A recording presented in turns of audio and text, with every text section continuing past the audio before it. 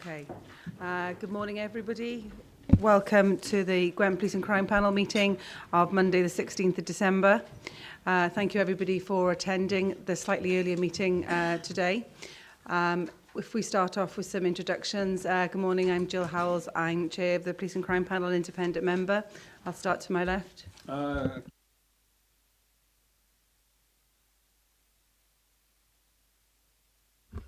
County Councillor Peter Clark, representative of Monmouthshire. Peter Nuttall, independent member.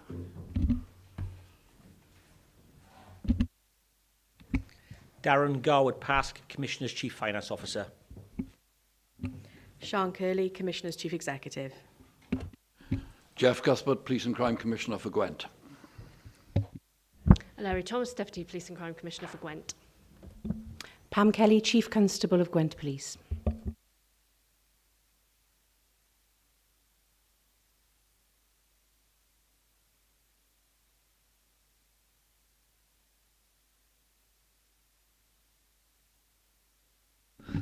Mike Jeremiah, Torvine Borough Council.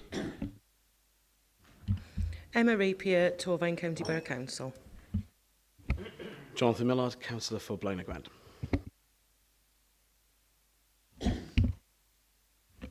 Councillor Jason Jordan, Newport Borough Council.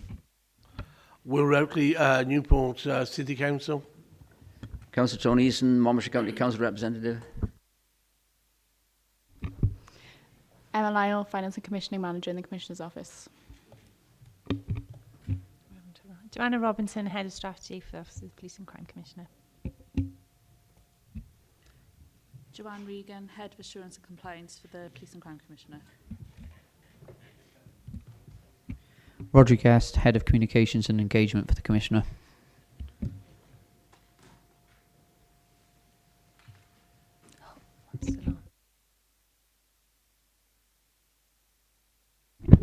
Charlotte Evans, Cox to the panel. I'm Kath Forbes-Thompson and I'm the lead officer to the panel. Thank you, everybody, and welcome to the meeting. First item on the agenda is declarations of interest. Any declarations of interest to come forward, please? No.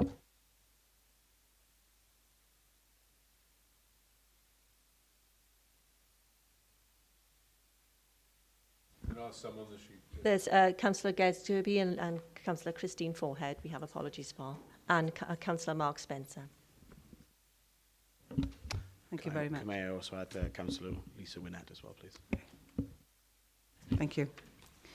To approve and sign the following minutes then from the last meeting of the 27th of September. If we take any issues or matters arising at the same time then, page 1, page 2, page 3. Yes, Chair, if I may.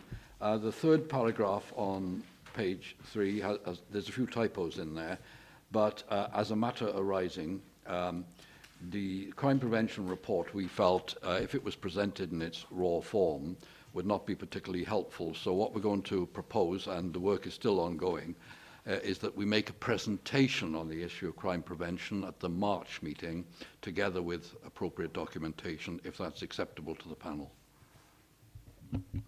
Yeah. Panel happy with that? I'm not quite sure where are you? Third paragraph, discussions took place around the crime prevention report. There'd been a deep dive undertaken by the Police and Crime Office, and we talked about whether some of that information and the results from that review could be passed back. So page 3, page 4, page 5. Just a brief update on item 8. The performance subgroup actually met with representatives of Gwent Police and with the Commissioner and colleagues from his office to talk about how the performance framework is progressing. We had some really useful discussion along that line, and we're hoping to meet again in early January to take some of that work forward, and then we'll be able to bring it back to the panel for further review and discussion. Page 6 and page 7. Okay, thank you. Can I have someone to move the minutes, please? Second. And all in favour? Thank you very much. Moving on then, the next item is presentation on operational context and requirements for the finance strategy. Is it yourself, Commissioner, or Chief Constable introducing? With your permission, the Chief Constable will present her case first. Then I would be grateful if I could spend a few minutes from my point of view. Thank you very much. Over to you, Chief Constable. Bore da i chi gyd. Good morning. So the presentation will come up on the screen as well.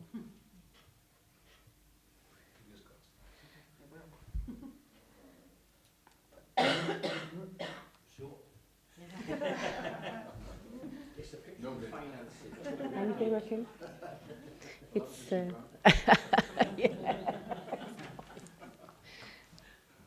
It is important that you see the slides, but just to give some context, really, everyone, to what I'm going to chat through today, is, of course, what's happening nationally and the work that we have to do as Gwent Police, quite rightly, to align with forces across the UK.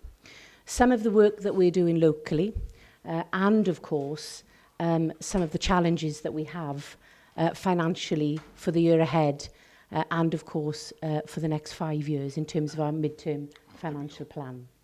So it's going to be a bit longer than 15 minutes, I'm afraid, Mr. Mann, because we did talk about keeping it short. But I think what's really important is that I outlay, especially for new members, where we've been and where we'd like to go in terms of Gwent Police. Understanding, of course, that in terms of the financial challenges, we also have members of the public who are financially challenged as well. But I certainly have that in mind as I present to you today. Bear with me. We will get there.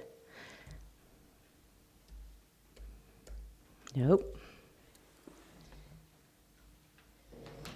Now then.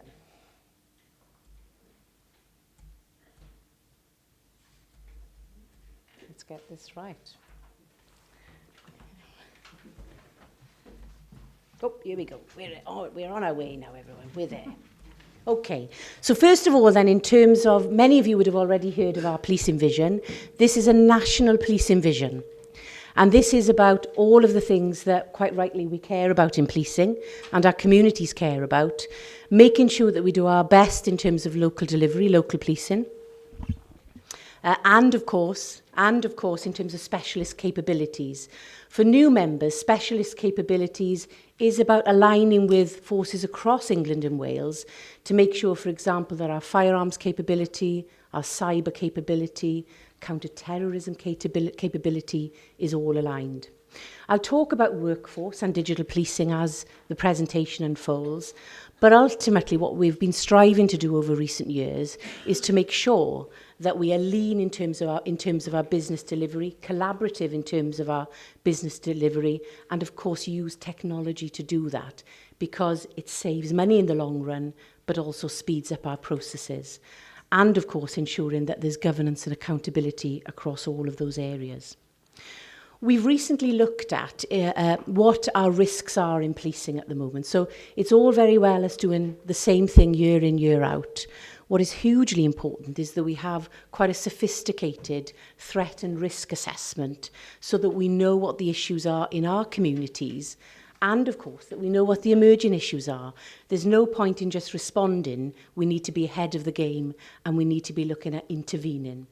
So some of the key issues that you'll see on the screen: child sexual exploitation, modern day slavery and human trafficking.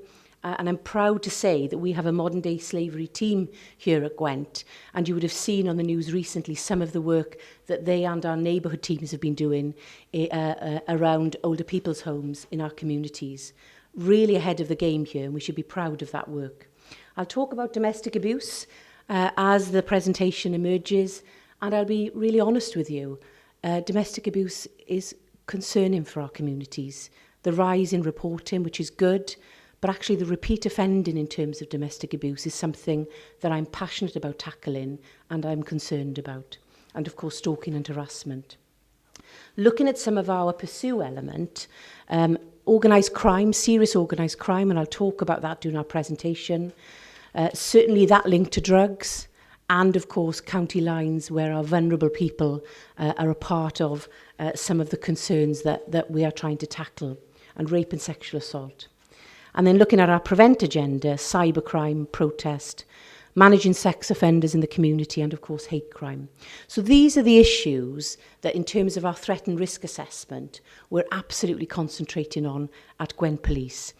Of course also meeting the aims of the police and crime plan as well. But these are the threats and risks that our communities are facing at the moment. And along the bottom of this slide is, of course, that we need to be prepared. So preparedness in terms of cyber attack, our civil contingencies. So, for example, Brexit, we will be linking in with colleagues nationally to now make sure that our preparations are kicking into action, our communication is clear, and that, of course, that we prepare for any protests that may or may not occur, including, of course, radicalisation, which we deal with in our communities all of the time. So this is just a picture of some of the threats that we are planning for and, of course, shaping our organisation to deal with as they arise. Just to bring some context, especially to new members, we have, since 2009, 2010, saved £50 million, I wish it was £50 million within the Gwent budget. And that is a huge amount of money when you consider that we're a £135 million business. £50 million saved. But I'll talk about the impact that saving has had on our organisation and our communities later on. Technology is absolutely at the heart of what we do in policing. We've talked about stalking and harassment, domestic abuse. Everything that we deal with usually involves investigating a phone or investigating a laptop. But also, to equip our officers, we have to ensure that they have the skills and, of course, the equipment to deal with this changing crime trend so that we can be effective and efficient in what we do. Serious organised crime and vulnerability we'll go on to.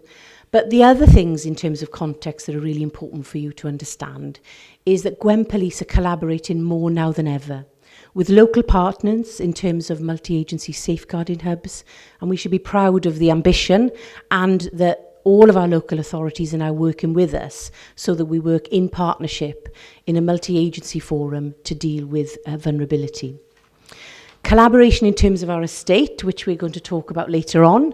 You know, Abertillery with our fire station and, of course, our ambulance service as well.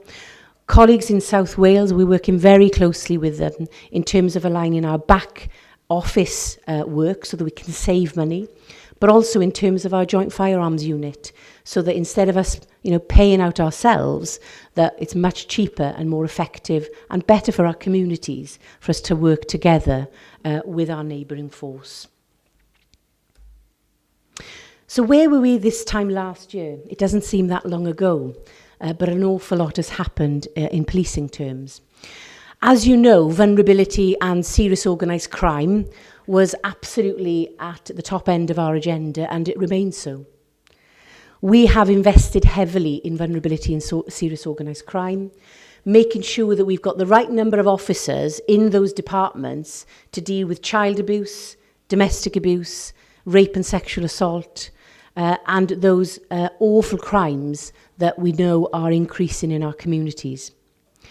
We discussed at length the M4 Relief Road, which of course we still are not sure what that looks like for us as a community going forward. But let's make no bones about it, in policing terms, should that M4 Relief Road go ahead, there will be an awful lot of work for us to do and a lot of planning for us to do.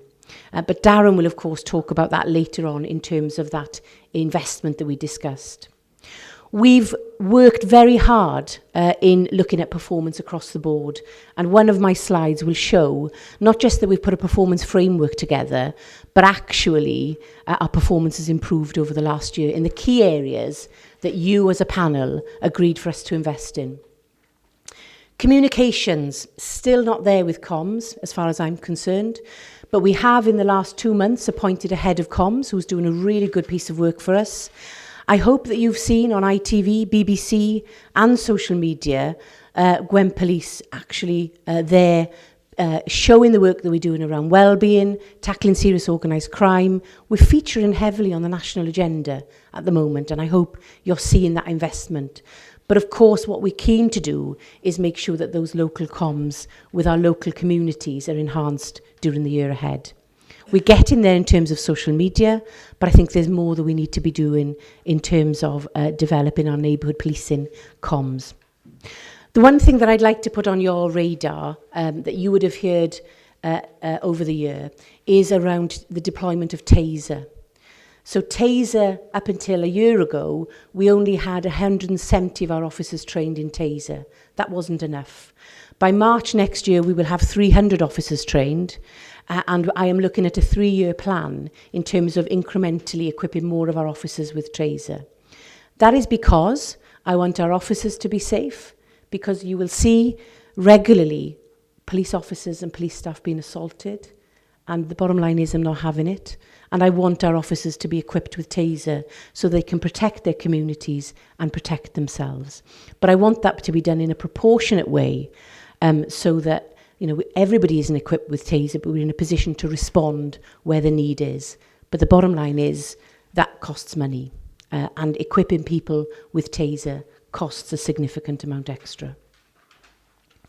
Where are we in terms of performance?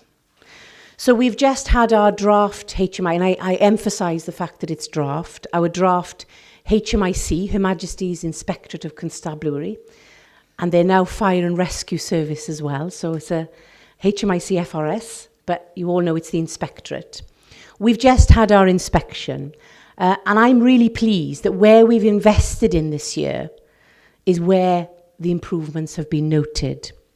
So preventing crime and tackling antisocial behaviour, we've seen as good. Investigating crime, which they asked for improvement in last year, we are now seen as good, where we've developed supervision of crime, and we're really working hard to make sure that that support for victims is in place, and I'm already seeing some significant improvement in that. I'm hugely proud of what our staff have done in terms of protecting vulnerable people. Some of our work, it's not just seen as good, but some of our work in terms of tackling domestic abuse and some of our reporting of rape and sexual assault is seen as notable. And so what that means is they're going to share some of the work that we are doing nationally.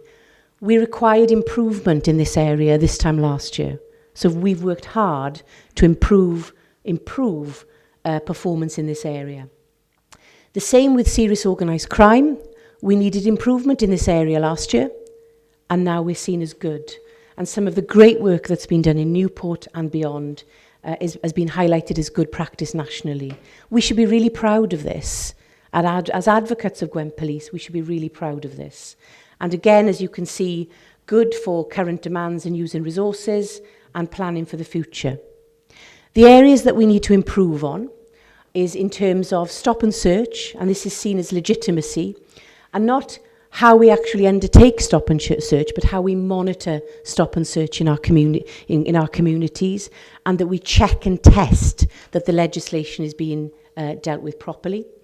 And ethical and lawful workforce in particular around training around unconscious bias, and also in terms of our vetting. And I am comfortable that we have made huge improvements in the last few months since our inspection.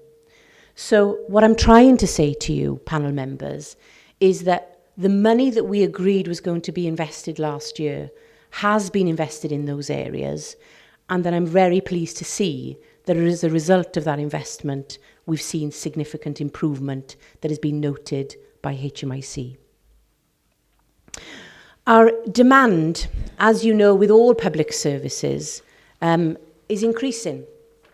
And it's really important that we understand this increase in demand. I'll try and expand. No, it doesn't work on this. So in essence, what we're seeing here is that there are, in general, 26 arrests a day in Gwent. That doesn't sound a lot, but it is an awful lot. We deal with 208 999 calls a day in Gwent Police, 603 101 calls. Now, you as a panel have been concerned about abandonment rates over recent months. I can say that this time last year, our abandonment rate was 21%. At this moment in time, our abandonment rate is 9%, with most of those calls being put down at 43 seconds. There have been significant improvements around 101. That's not to say it's perfect, because at high demand levels and where we're enhancing the system, sometimes there are issues. But compared to this time last year, there are significant improvements in terms of 101. We have 160 crimes reported. We deal with, this is in a day, per day. We deal with 30 ASB incidents. We respond to 16 missing people a day at Gwent Police. Now, on the news today, you would have heard about suicides in children. So some of these missing people are children, which means that we pull all the stops out to do our best to protect children. That means calling dog handlers out, perhaps asking for the helicopter, and getting boots on the ground looking for that child to make sure that they're safe. 16 missing people a day. 25 incidents involving people dealing with mental health that we have to respond to, and again working with other agencies, but often being the primary agency dealing with people who are suffering from mental health at 3 or 4 o'clock in the morning. The list goes on and on. In the middle of all of that, we deal with over 780 sex offenders per day, managing risk, per day, on an ongoing basis in terms of managing risks to community. Now, these figures should be shocking us, because what this means is that our demand is increasing, but we have had over recent years fewer numbers of officers to deal with this demand than previous years, and I'd like to just share some of that with you as well. I've got some handouts of that demand because I could pick through that in quite a lot of detail in terms of the demand that our officers are dealing with every single day. I like an iceberg, I don't know about you, but an iceberg in my view shows what people see above the water, and then the unseen demand that the public don't see every day. So of course people see the drugs and the violent crime. They hear about the sexual offences and the acquisitive crime, and of course knife crime, which has hit the headlines recently. But what people don't see is the child sexual exploitation, the missing children, the counter-terrorism, the cybercrime. The list is endless in terms of modern-day slavery and mental health, which I've just mentioned to you. And in all honesty, you know, we talk about visible policing, which we're really working hard to ensure that we have that visible presence in our communities. But we need to ensure that our communities understand the broader issues with what we're dealing with as well. And we're doing our best to do that by inviting the media in and sharing the demand that our officers are dealing with every day. That's just a slide to show the mental health demand. So at this moment in time in our control room, we have a mental health triage unit paid for by the Police and Crime Commissioner, over £300,000, which is trying to help £300,000, which is trying to help us reduce the demand on policing. Because what I don't want is our officers in A&E for 3, 4, 5 hours at a time, waiting for somebody who's at crisis point to be dealt with when those police officers need to be out in our communities. So I look forward to bringing to future panels some of the benefits that unit is actually displaying for us. But ultimately, addiction and mental health is out there in our communities, and more often than not, it's our police officers who are picking up that demand. In terms of ongoing demand, 999 calls, as you can see, so the 2019 to November figure is of course not the end of our demand year, as it were. Our demand year ends at the end of March. So we are seeing an increase in 999 calls. We are seeing 101 calls plateauing.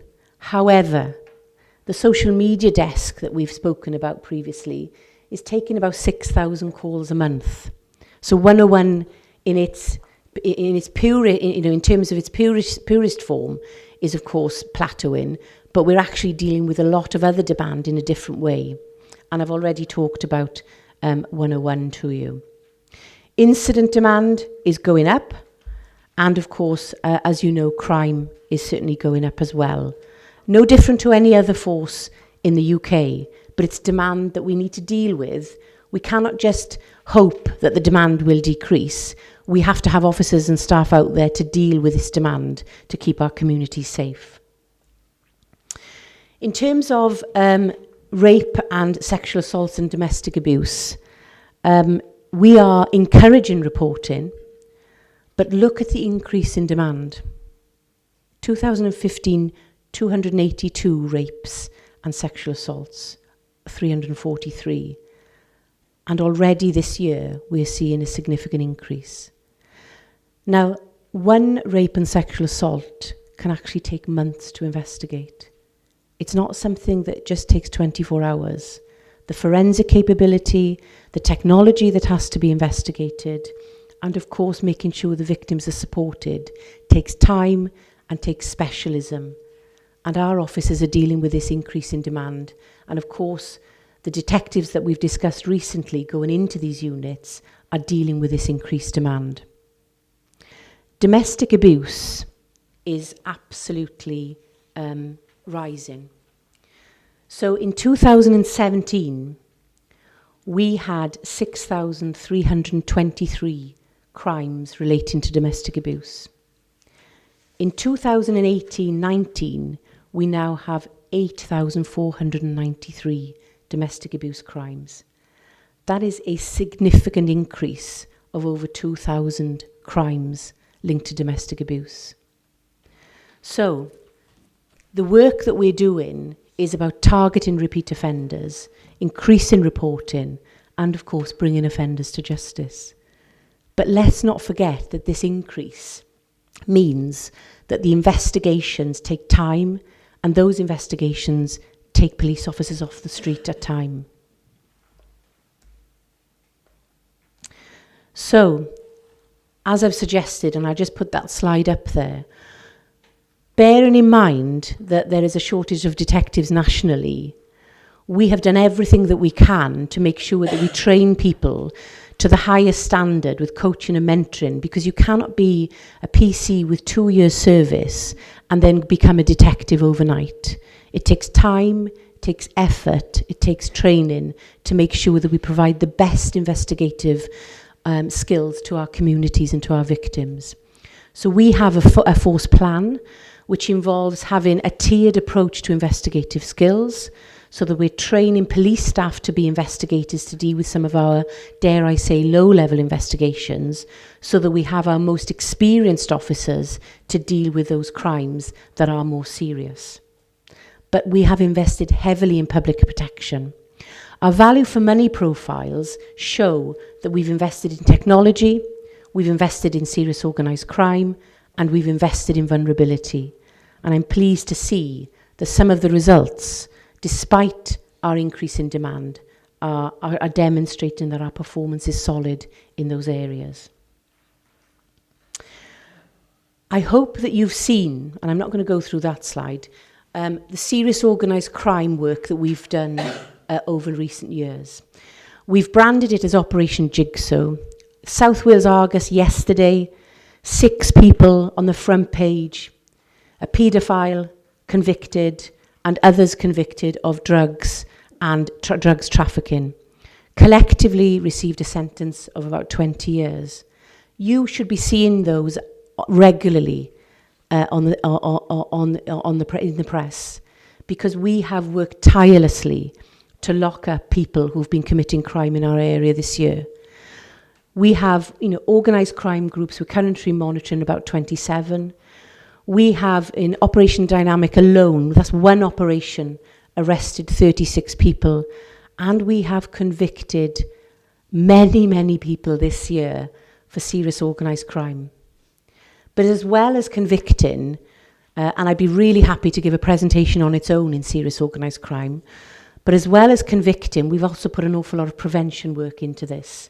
As you know, we've had a Home Office funding, and we have worked with partners across the force, especially in the east of the force, to raise awareness around serious organised crime.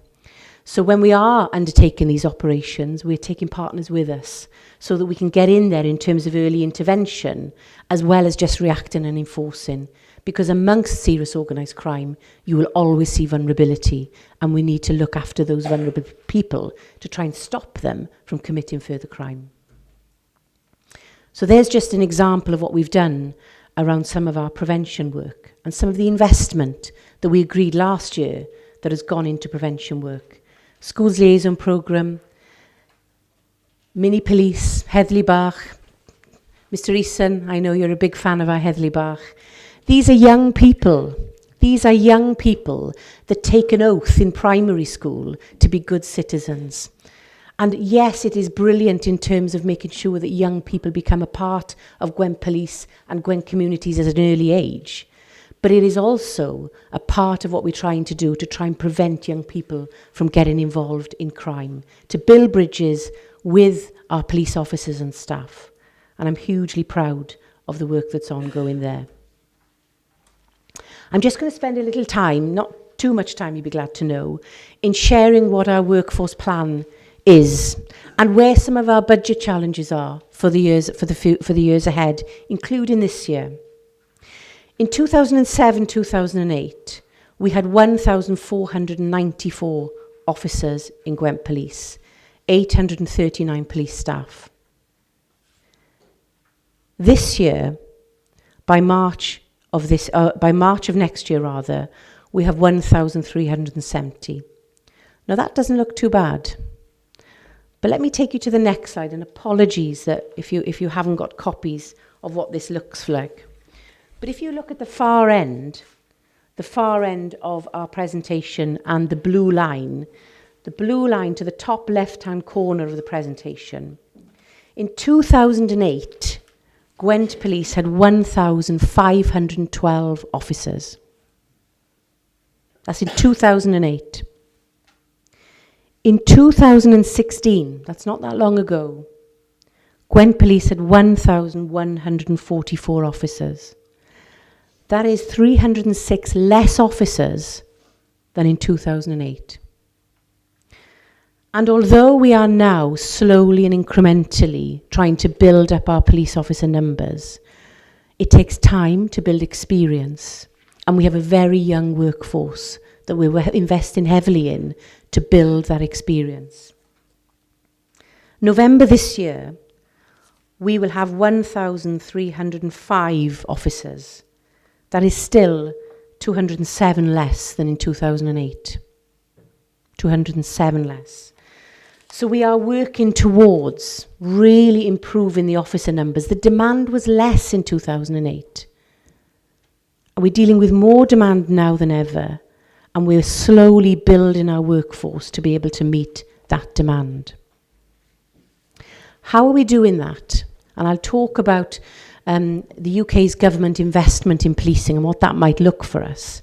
But let's not forget that the demand has increased from 2008 to today, and over that period, only in the last year have our numbers been increasing.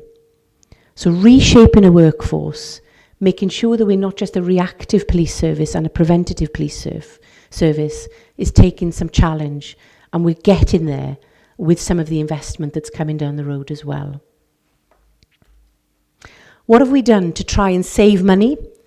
And what have we done to invest in terms of collaboration? So, technology. Technology, for me, is hugely important. We need officers to be out in the field. All of our officers have what we call a mobile Samsung device, with apps on that device to allow them to update systems whilst they're out in the field. We also have provided laptops. The reason for that is because people can type statements and they go directly to case file rather than to somebody else to type and then go to case file. So we're trying to make our processes much leaner.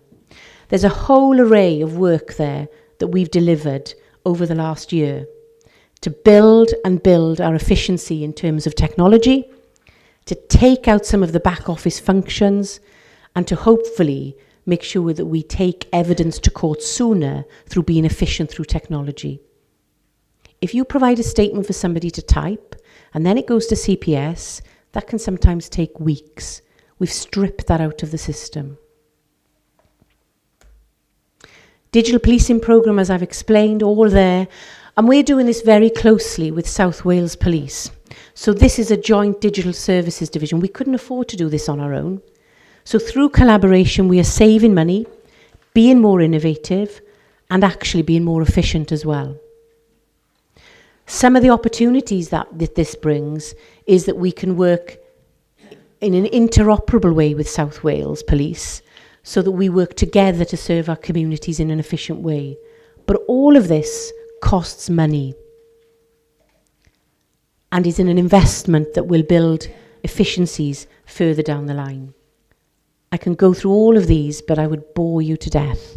But the list is endless. This is all about building operational delivery, a better product, but also being more efficient. This costs money. We have invested £3 million into digital services. Would have cost us far more on our own. But of course, we've invested in the laptops and the Samsung devices now so that we do not need to do that again. Value for money profiles show our investment in technology. And of course, what this means is that we can build together with our neighbouring force rather than on our own. Some of the business benefits, the Chair and Mr. Mann and I met a few weeks ago, and some of the business benefits that we're already realising from collaboration is that 49 to 89% of statements are being dealt with through digital devices. We're not having to scan documents. The quality of our public protection notices are better. We're saving in total 80 hours just through not scanning documents. Travel time is being reduced because we can do things electronically. And my hope is that through the rollout of body-worn video, which all officers and CSOs now have, we're able to capture evidence quickly, download that evidence quickly, which means that we're building a digital file and not just building a paper file, which means that we can take that digital evidence to court. All of this has cost money that we've invested, and we are now starting to see the business benefits. So I've talked about our historic workforce and what that build has looked like. What's really important for you to know is that we're also planning for the future. We cannot just go from year to year. We cannot just look back. This is about what we're planning to do in the future. All of the projects that I've put up for you today are things that we have planned for the future. What we're aiming to is to build on our current police officer establishment, 1336 to, by 23-24, 1,464. It still doesn't take us up to our 2008 figures, but I think with some of the efficiencies that we're building in the back office, we will hopefully be able to meet our demand more head on, rather than be playing catch up as we have over recent years. So as we're building for the future and wanting the right number of police officers to deal with our demand, we of course have some unknown cost pressures. It is hugely pleasing that we have what we call Operation Uplift, which is the 20,000 extra officers that the UK government has promised. Up until early next year, the first 18 months of that 3-year plan, that means for Gwent Police 62 extra officers. We do not know what that looks like for the following 18 months as yet, but we're awaiting confirmation. The only problem that is to equip every officer with the technology that I've mentioned to you costs between about £5,000 and £6,000.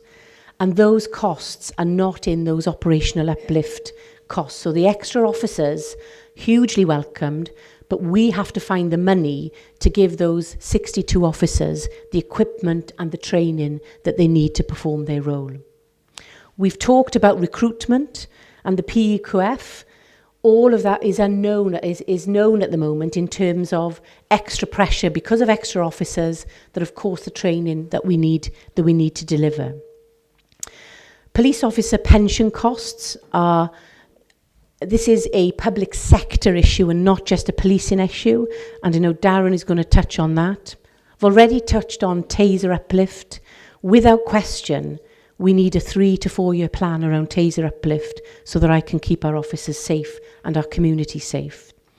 Single online home is costing us significantly, and some of those costs are unknown. And of course, we've mentioned the increase in rape and sexual assault. And while I'm Chief Constable here at Gwent Police, this is an area that I am absolutely passionate on delivering on properly, that we provide the right resource, the right specialism, and the right victim care.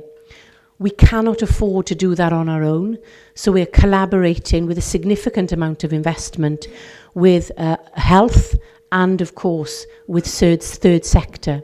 And we have almost a 10-year plan in terms of some of our investment to make sure we provide the absolute right service to people who go through sexual assault, suffer as a result of a sexual assault.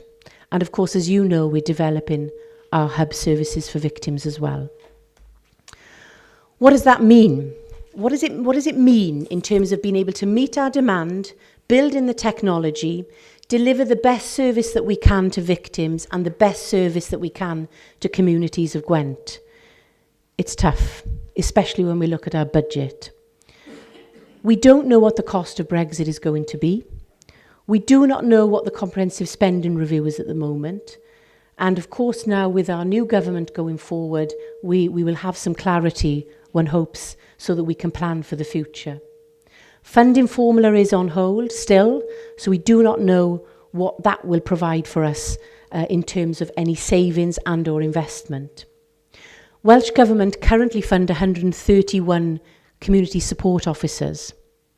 101 community support officers, and we have 131. We need to be more sustainable as Gwent Police, because if any of that money is withdrawn, and there are no suggestions whatsoever, but we need to make sure that we can sustain our CSO numbers as time unfolds, and we need to plan in terms of what that would look like. I've mentioned our ICT programs, and we will of course talk about our capital program in the next presentation.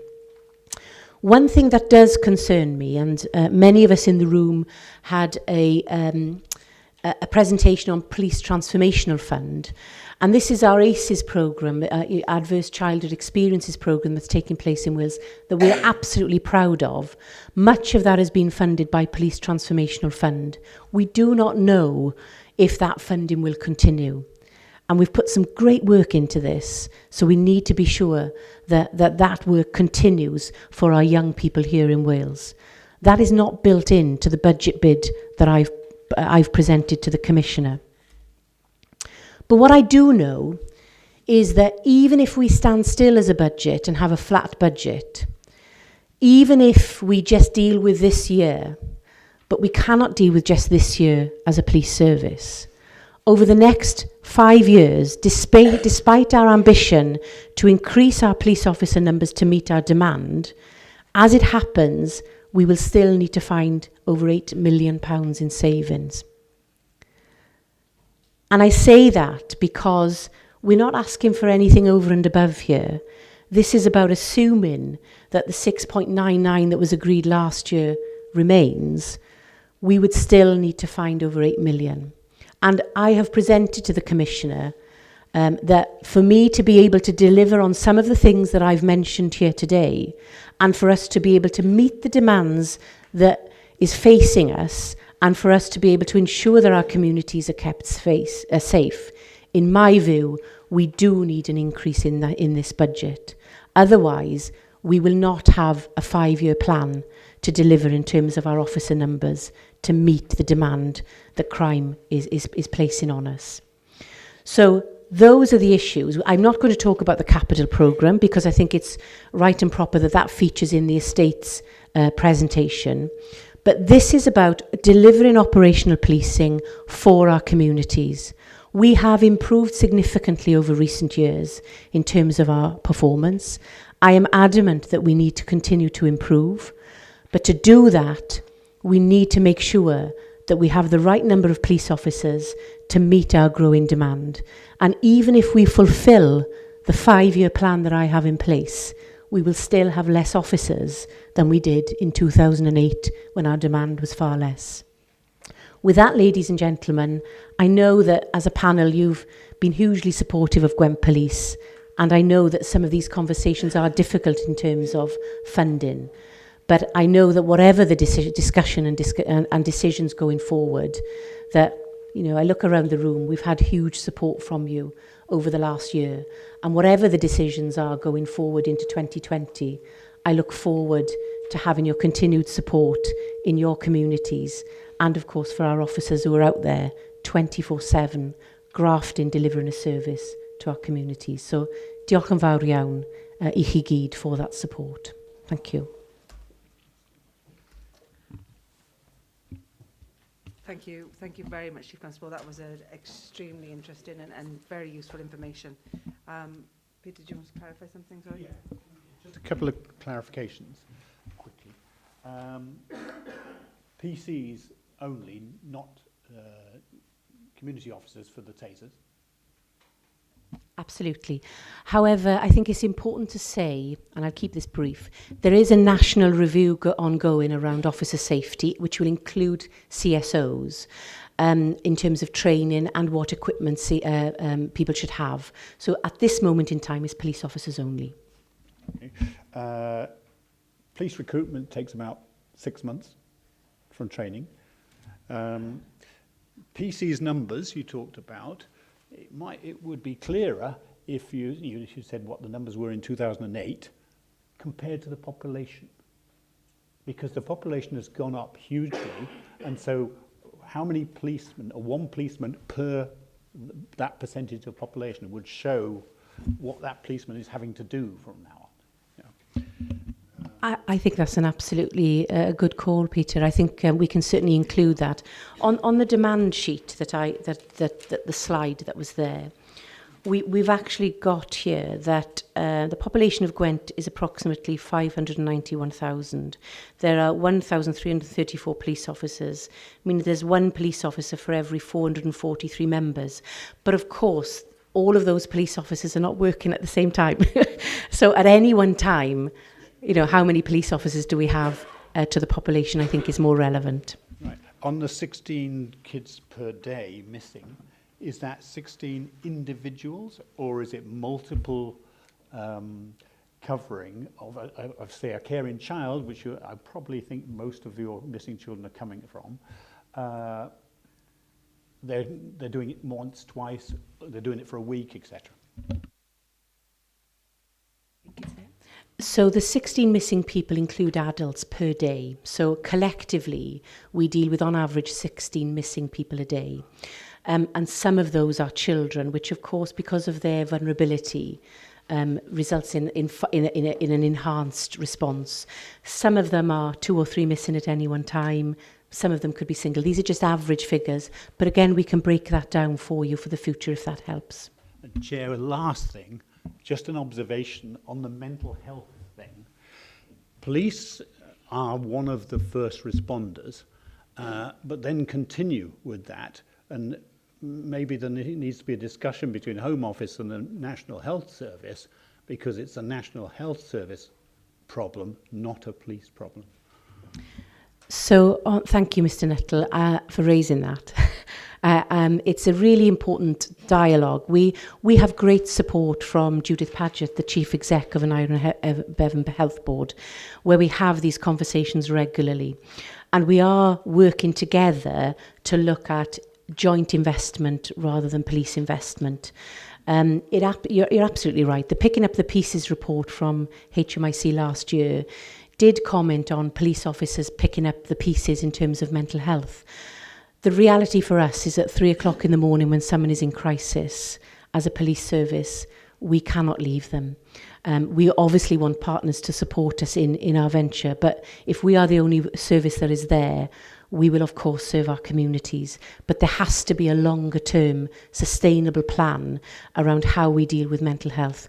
And I raised it briefly in the presentation, but some weekends we have an awful lot of police officers in A&E, accident and emergency, with people who perhaps are detainees who've got a bash to the head or a broken arm, and they have to sit with them until they're seen.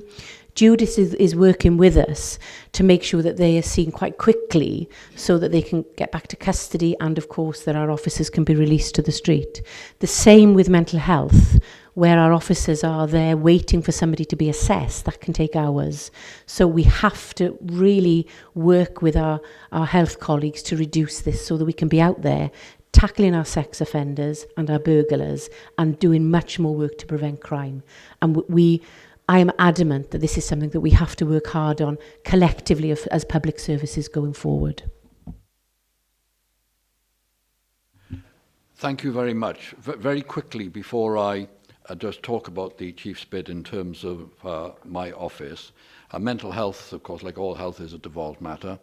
And at the Policing Board for Wales, which we have jointly with the Welsh Government, this issue has been raised, and there is a commitment going forward to have a far more strategic approach. But we need to see how the mechanics of that will actually operate. If I may then, Chair, in terms of the Chief's presentation, the Chief has outlined the operational drivers for increasing resources into Gwent Police, concerning increasing demand from seen and unseen crimes and incidents, and the complexities in modern policing in tackling local, regional and national priorities.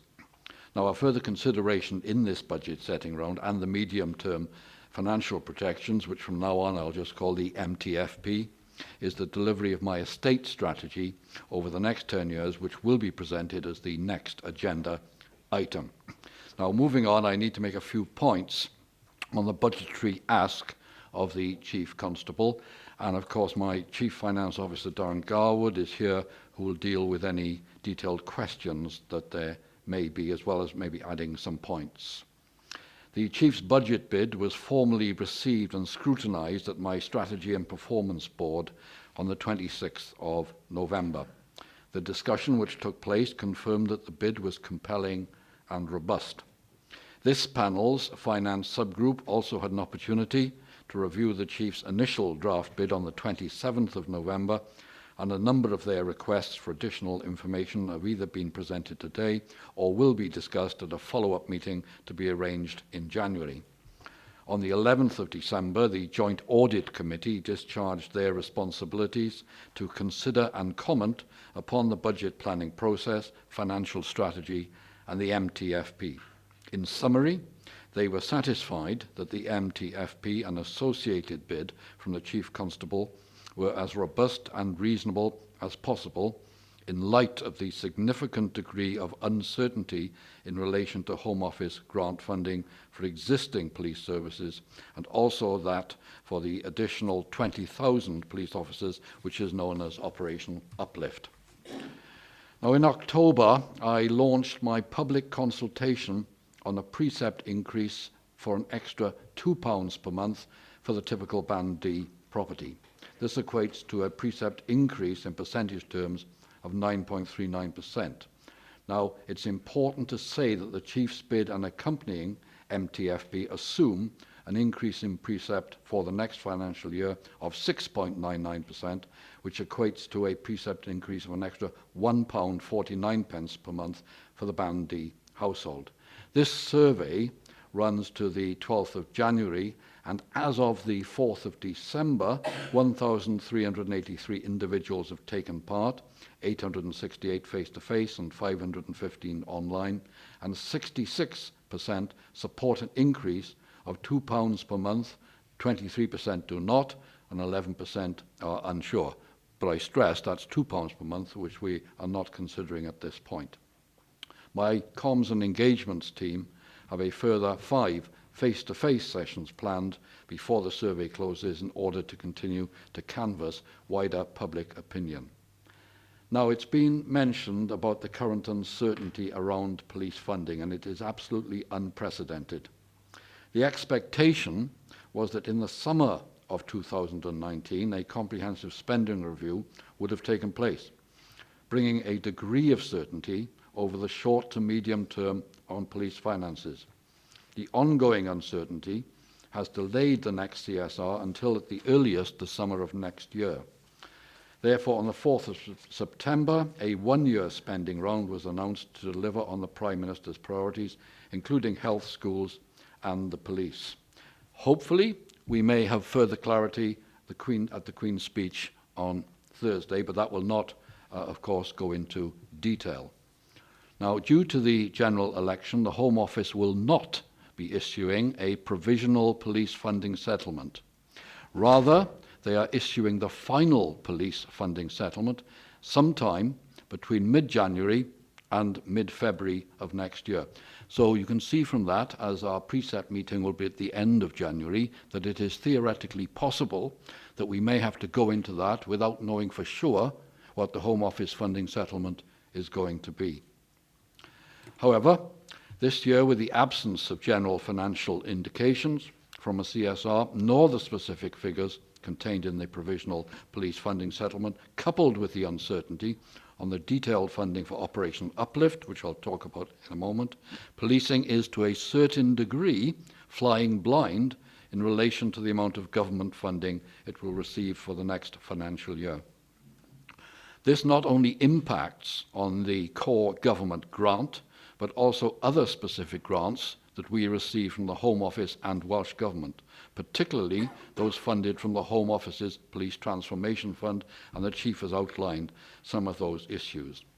We are assuming, therefore, that we will receive flat cash from the government, coupled with a specific grant to partly mitigate the significant police pension contribution rate increase which forces were notified of last year. Now, the funding for Operation Uplift within the Chief Constable bid assumes that this means 70% of the new officer's cost. And this illustrates the uncertainty about the precise funding arrangements for Operation Uplift.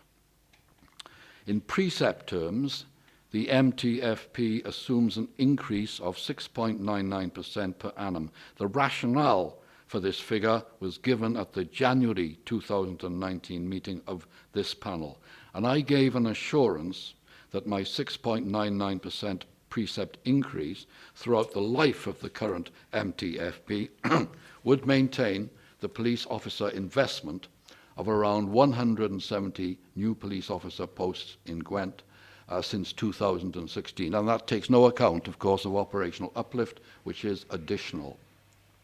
This pragmatic and longer-term approach to local funding allowed me, with only 2 other commissioners across England and Wales, not to take advantage of the local precept fund flexibility that was available of £24 per annum, which would have been an 11% increase for us here in Gwent.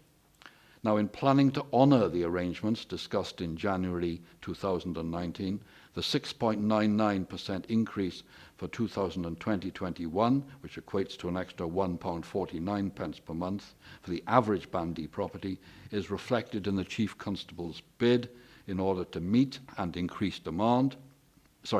existing and increasing demand, maintain police officer numbers, and minimise any impact on frontline service delivery.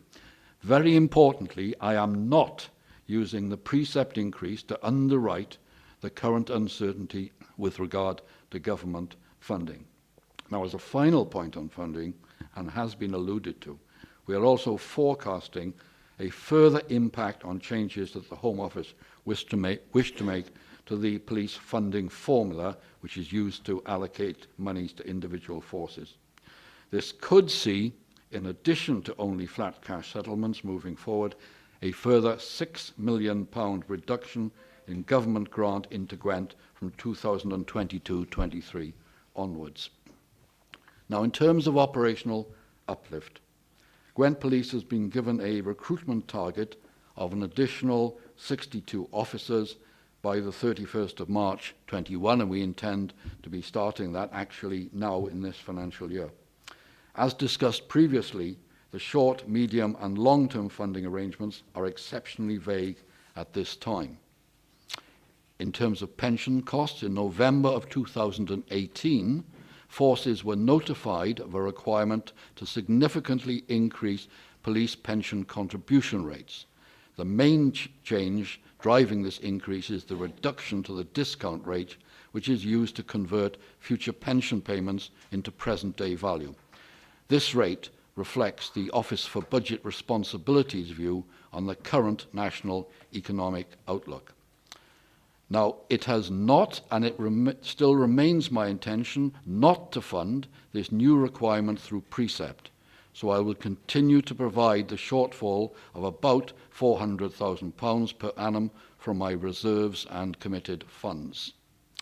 Other significant unavoidable expenditure increases are the impact of removal or reduction of special grants, such as the Chief mentioned this, the Police Transformation Fund monies, which incidentally is the top slicing of monies that would be allocated to police and crime commissioners across England and Wales by the Home Office. So the monies that they had allocated for the All Wales Early Action Together programme, which is the ACES work, and the Regional Organised Crime Unit funding for Tarian. But please note that following a meeting between this panel's finance subgroup and my Chief Finance Officer, he will present an analysis of specific grants I receive in order to share understanding of the degree of exposure of over-reliance on this source of funding at their next meeting.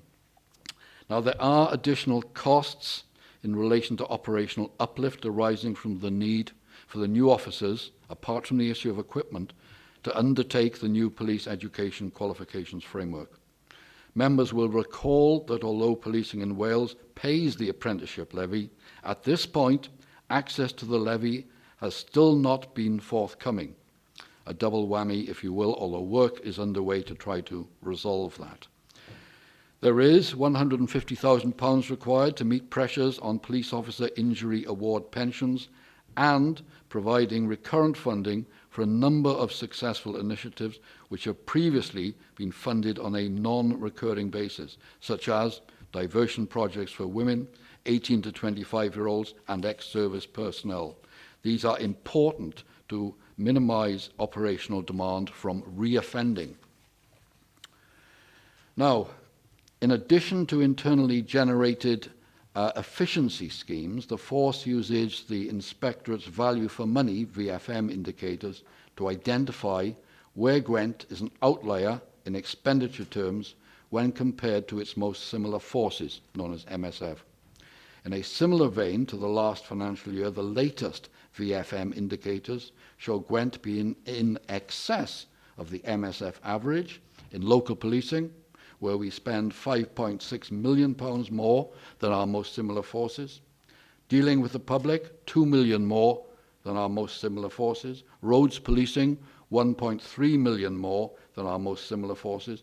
Operational support, £1.1 million more than our most similar forces. And support functions, £7.9 more than our most similar forces. And those are things like ICT, estates, and training.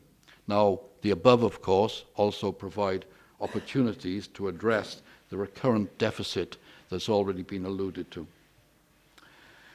Now, to draw towards a conclusion, Chair, Brexit uncertainty has had significant effects on inflation rates, pension assumptions, and the weak value of sterling, particularly on commodities imported that the police rely on. Cost pressure has already been evidenced on ICT contracts, with major suppliers being based in the US and therefore charging in dollars. However, following the general election result, which provided a greater clarity on Brexit, this delivered a positive in the recovery of sterling. But the result has also provided a downside. With Brexit uncertainty removed to an extent, the potential for future UK and world economic growth may result in bank rates increasing. With further borrowing forecast to fund my capital programme, exposure to interest rates fluctuations must be carefully managed. Now, on current financial forecasts, by 2022-23, council taxpayers in Gwent will fund nearly half of the net budget in Gwent, thereby becoming the majority shareholders. Modern policing demand is increasingly addressed through non-visible policing pressures. It's been referred to cybercrime, counter-terrorism and domestic extremism, safeguarding work with vulnerable people, domestic violence, and tackling child sexual exploitation. Therefore, the expectation of the public, understandable expectation, for visible policing needs to be carefully managed and communicated. Austerity, of course, across the public sector in Gwent increasingly promotes policing as the service of first and last resort. Investment in policing in Gwent needs to be viewed in the context of, for every crime averted or victim put back on the road to recovery, the economic contribution is often immeasurable.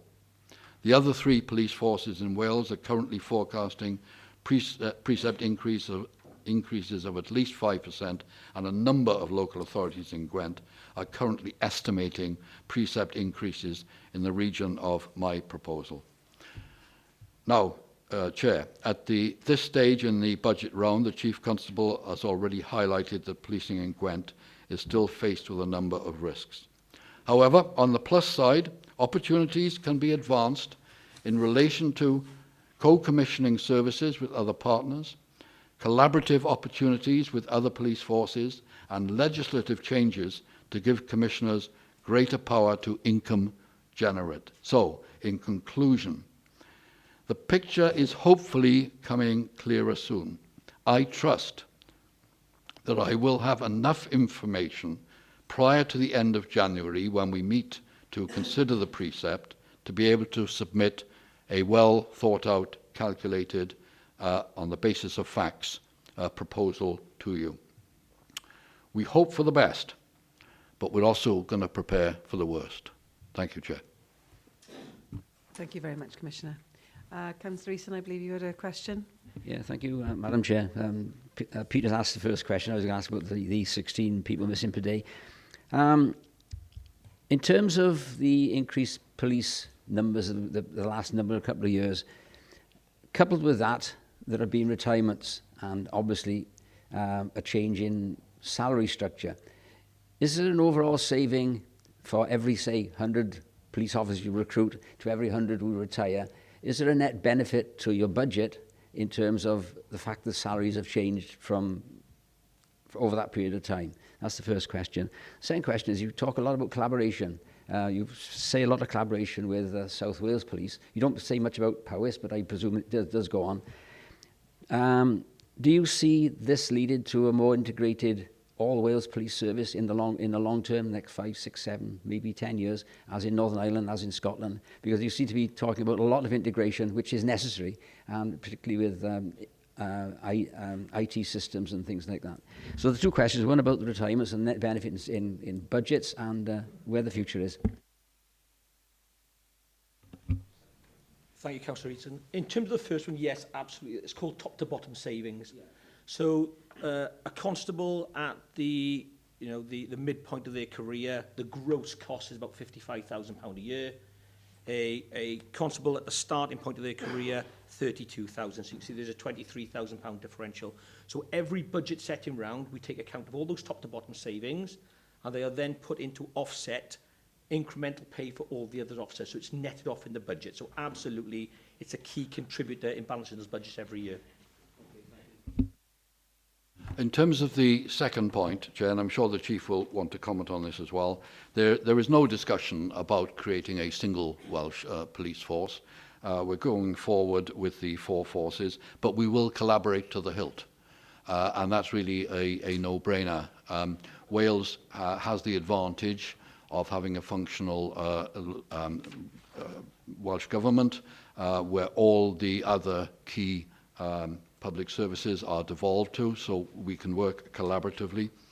And I expect that to continue, and we will share resources where appropriate and provided it's cost effective with certainly South Wales Police, our nearest partners, and indeed we do work with David Powys, such as joint firearms and issues like that. Perhaps the Chief might like to add. From an operational perspective, you used the right word, Tony, in terms of integration.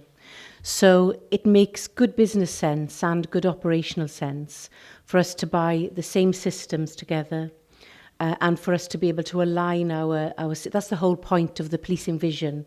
That was my very first slide, to have integrated systems, buy once for the 4 forces across Wales wherever possible. And that's what we've agreed as chief officers, because it makes sense to be able to share information succinctly in an interoperable way, but also we save money by buying one system for 4 organisations. And that for me is absolutely a business mind that we need to apply across the four forces. We've agreed to do that. We've agreed to consider things together at the first instance.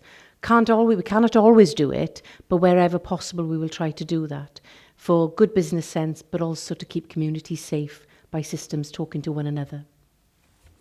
Can I just add a supplementary to that? In terms of operations then between the 2 forces, how I know you collaborate with the Gloucestershire Police and the Bristol Police and West Mercia, but locally within Wales, do you have greater integration across the boundaries of Gwent and South Wales, for example? 100%. Very often, if there is a road traffic collision near the border, it's whoever arrives there safe. When we've talked about serious organised crime, those were regional assets from the 3 southern forces. We also tap into resources from North Wales as and when we need to. If ever there's a significant incident in Wales, we will always ask for scenes of crime officers, for example, from other forces to support us. So it's constantly we are working together at an operational level, because it makes good sense to use the resources that are available. So absolutely 100%. Those conversations happen weekly in terms of helping each other where the demand is greatest in Wales. And of course, making sure that we use, rather than training some of our specialists who were never used in a force, for example, for disaster victim identification, should there be a train or a plane crash, we share that specialism across Wales so that we can respond to serious incidents together, but making sure that we have the resources and the specialisms together from across Wales rather than just from one force. Yes, very quickly, you mentioned collaboration with other forces, and you included West Mercia. Of course, we've collaborated with them by pinching their chief constable, Amanda Blakeman, who I'm sure you'd want to wish to well for her first meeting here. If I may, just to add to that piece, we've commissioned the Wales Audit Office are doing a collaborative audit, if you will, around the arrangements for governance of collaborative schemes across the 4 Welsh forces. They're currently doing the field work. The report will be produced in January, February, but it's looking at the circa £80 million worth of collaborative work we do across the 4 forces. And that's probably a worthwhile piece we can report back in here around the sufficiency and effectiveness of those arrangements. But it does highlight the significant investment we've done in Wales in comparison to our English counterparts around that collaborative policing response. Thank you, Chair. Thanks for your presentation, Chief, and your bid, your combined bid. Could I say I was pleased that you did right at the start recognise the fact that members of the public are financially challenged, and this is something which I'm sure myself and many of my colleagues, if not all of my colleagues, share that particular concern. And I think when you say X amount per week, it sounds great. It's a bit like somebody buying a television for £1 a week for the next 50 years, and those things build up, don't they? I'd like to come back for a moment to some mental health questions that were raised earlier. And I don't know how much detail you can go into, but we know that mental health has never been, let's say, a priority for the National Health Service, unfortunately. And I know of individual cases where people have kept waiting for a huge amount of time for treatment. But is there a procedure, for example, rather than sort of wait for hours in A&E, that you can make use of, say, a local psychiatric facility, such as the one in Ystrad in Ystrad, rather than sort of, join a huge queue in A&E? That, there are sometimes better ways of dealing with particular situations. Absolutely. During the daytime, and this is the issue for us being a 24 emergency service, during the daytime there are walk-in centres across Gwent to support people, and that would be whether there's a police officer with them or if they wish to self-refer. And there's been an awful lot of investment and thought put into that. But at the end of the day, where our pressures are, is at 3, 4, 5 o'clock in the morning, when some of those services are not available. We have no other option but to take people either to specific departments, units, and or to A&E. But where the mental health triage desk, which is within our force control room, helps, is that it helps us look at the information across agency linked to an individual and then triage that information to determine where or which place is best for that individual to go, so that we get the service as quickly as we can, but also wherever possible reduce the amount of time an officer needs to be with that individual waiting for the right service to come along.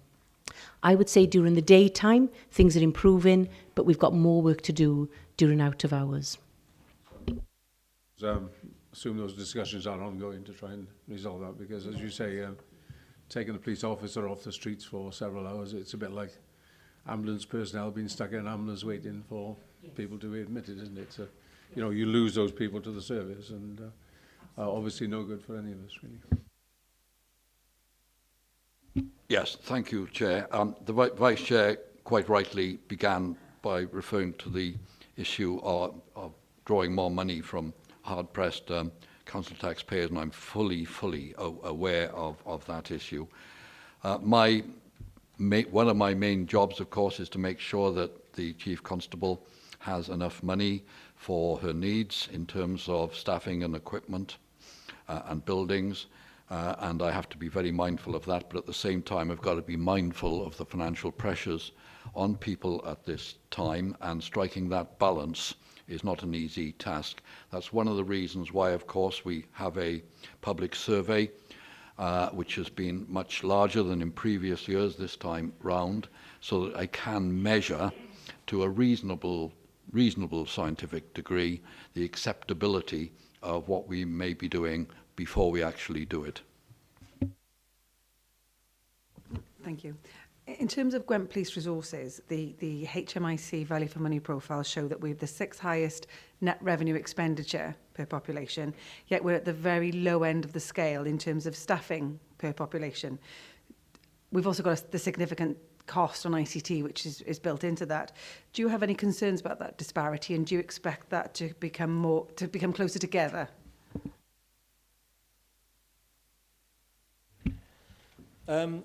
The devil's always in the detail on this one, that sometimes it's important to actually be expensive in some areas. So if I'm looking at local policing and frontline service delivery, it's where we've chosen to invest in the future, in the past. There's subtleties in the figures. So for example, we benefit from Welsh Government grant for CSOs. So when compared to some of our English counterparts, most similar forces, we look expensive in that area. I mean, in terms of staffing numbers to budget, could we pay national pay rates? That's not necessarily the skew element. You'll also pick up, so there's some of the non-pay elements we look on the surface out of kilter on. But part of that is chosen investment and cyclical in nature. So the Chief outlined considerable investment that we've put into technology solutions that will draw out productivity improvements. So she says about the officers now with laptops and Samsungs not returning to their bases to take statements. So we'll see that productivity improvement come through. So some of it is around chosen investment. Some of it is around cyclical nature of works. So we may look expensive because we're investing at a certain time when most similar forces aren't. And there's also within the detail of how you treat your costs. So the accountants in the room, whether you class it as revenue or capital. So the arrangements we have with Digital Services Division, where a lot of our ICT investment is revenue in nature, makes us look high. But I think the important part in this is every aspect of the value for money indicators are scrutinised. So they were reported to the Joint Audit Committee last Wednesday, where we took them through the opportunities, because the VFM indicators basically shine the light on where you do look unusual, but you might look unusual compared to your most similar forces for the right reasons. But certainly these are poured over by the Forces Service Improvement Team and provide some insight as to whether that £8 million deficit that's at 23-24 is achievable if we start migrating more towards the norm of our most similar forces? Within that, it shows significant increases in public protection, investigations and criminal justice, so between 16 and 23% increase on previous years. Have you seen an impact of that increased spend? So we're in a position where crime is increasing, but are we seeing then improvements in convictions and in criminal justice outcomes as a result? So first of all, those increases in terms of our value for money profiles are intentional. So last year, the discussions around investing in vulnerability, the value for money profiles show that investment. But I think it's important to say that it still shows that we are not investing in public protection as much as other forces, even though we have made that investment. So that is significant. What I think is important is that now that that investment is there, we are seeing an improvement in terms of convictions linked to vulnerability. And I think that needs to now be demonstrated in the performance framework, which you will certainly see. Where I would like to go with some of this, because this is about the future, is that I want to see some reductions in repeat offending as well. And that's certainly what I'm working hard on, to show that that investment not only brings about criminal justice outcomes, but actually reduces repeat offending, which I think is an area that I'd like to concentrate on. Just going back to the ICT point, in terms of that investment in technology, that shows what I've just discussed in the presentation around the 3 million investment in laptops, Samsung's devices. We're not going to need to make that investment this year, so there will be a reduction in the VFM. But actually, because of our increase in establishment, and of course we will need to provide them with technology, it will not be as much of a reduction as we would have hoped.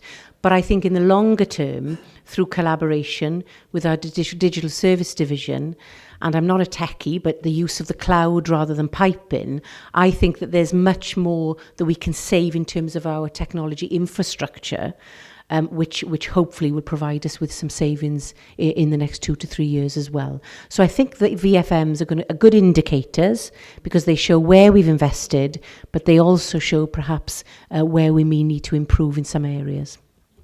Thank you very much. Councillor Routley. Can I thank you first for the presentation today? But my question is mainly aimed at the Crime Commissioner. Visible locality policing, especially in rural areas, as we move into the next phase of budget demands.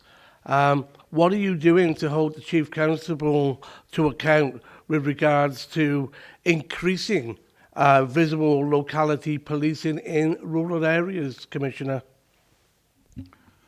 Well, we continue to invest in neighbourhood policing, and that's why under the value for money indicators we spend 5.6 million more in Gwent than our most similar forces on local policing. There are some forces that have almost eliminated neighbourhood policing. Now that applies particularly for urban and rural areas, and I will receive representation about police numbers and visibility, but I think the whole thrust of what I said earlier is we have to strike that balance, particularly looking at where crime actually is, and we have to communicate that clearly. But certainly I will continue to press that neighbourhood policing teams are as strong as they can be. Operational uplift will provide further support for that. And of course in Gwent we have a dedicated rural crime team, which does provide a degree of expertise and coverage. And indeed I went on a ride-along with them for a shift just a few weeks ago, and it was very interesting visiting farms and discussing the needs of farmers and those living in the rural areas. So it is a key issue for us, and we will continue to do our best to maintain those teams. Can I have a supplementary question, please? The Chief Constable spoke about the uncertainty going forward of the Welsh Government's inability to guarantee the 100 PCSOs, and that uncertainty doesn't bode well in a very uncertain world. So what are you doing to try and get a guarantee going forward from the Welsh Government that they will not withdraw this grant? Well, we do have discussions with Welsh Government ministers on this, and it's subjects within the policing board. And I think, in fairness to the Chief, she made it clear there is no indication from the Welsh Government of the funding being withdrawn. But of course, you can't guarantee it because it depends very much on the settlement that they will get from the UK Government. It is not a mandated thing for them to do. It's a voluntary contribution towards community safety. And with 101 out of 131 paid for by the Welsh Government, they understand the important value of that, as do we, and I can assure you that there are many forces in England that are very jealous of that type of support because their PCSOs, if they have them at all, are down to very low figures indeed. So we will continue to work closely with the Welsh Government, and all I can report is there is no suggestion of any intention to withdraw that funding. Thank you very much. And I think a final question for the Commissioner or the Chief Constable would be, if the funds are not available for the increases that we're looking for going forward for next year, what do you think will be what do you anticipate will be the visible impact on operations for Gwent?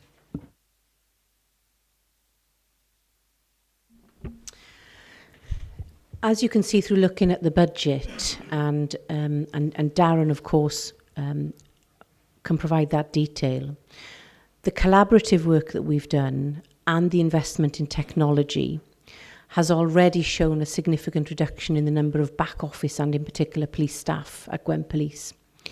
And I didn't go into that in the presentation, but it just shows that we've really become as lean as we can in terms of our back office.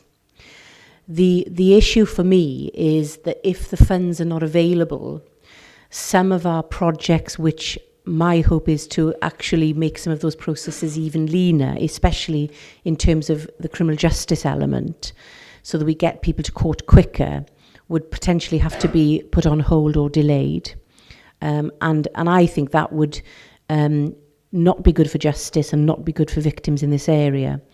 But ultimately, because of Operation Uplift, there at this moment in time there's a cap on police officer numbers.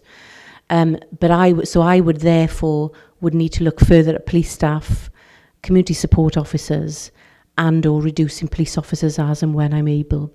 Ultimately, my job is to make sure we meet that demand and keep communities safe. I do not want Gwent Police being a responsive service. We shouldn't just be responding to 999 calls and 101 calls. I want us bringing offenders to justice, reducing crime and building prevention and working towards a far more visible policing presence.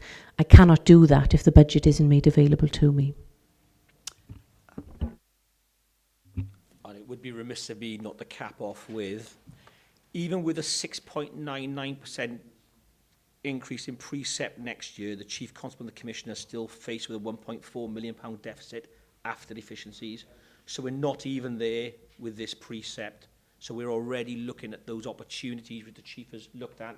This could be additional efficiencies, it could be funding things non-recurrently, or it could be using the red pen, strike through some of those key things. And the danger in a lot of this, and a lot of organisations go down this route, is the things you cut are the long-term investment diversion pieces that see the benefits in the longer term. The right things to do because it's the long-term investment, but the here and now when you're in the swamp, sometimes they're the ones. But just to reiterate, there's already a £1.4 million gap next year with a 6.99% precept. Thank you. Okay, well, thank you very much for all the information you've provided around that. The presentation, I think, was excellent in terms of giving us a flavour of certainly what Gwent Police does on a day-to-day and why they need the additional funds and why they're asking for additional funds. Obviously, the precept is on the agenda for the January meeting, so there's a lot of information for us as members of the panel to take away and consider and ensure that we've put ourselves in a position that come the January meeting, we have the information and we're all here and able to attend and challenge and scrutinise and support or, as necessary, necessary, the bid that comes forward. Thank you very much. Moving then on to item 5 on the agenda, an update on the estate strategy. Thank you. And just wait, there should be slides here. Oh, all right. Yes, I'll come up there.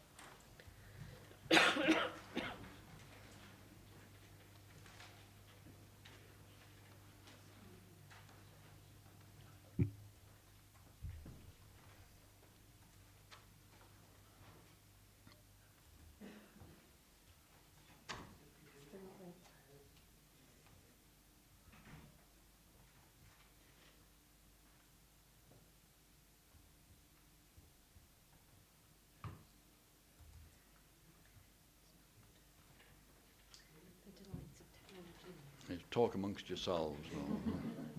Oh, that's for you to say, not me.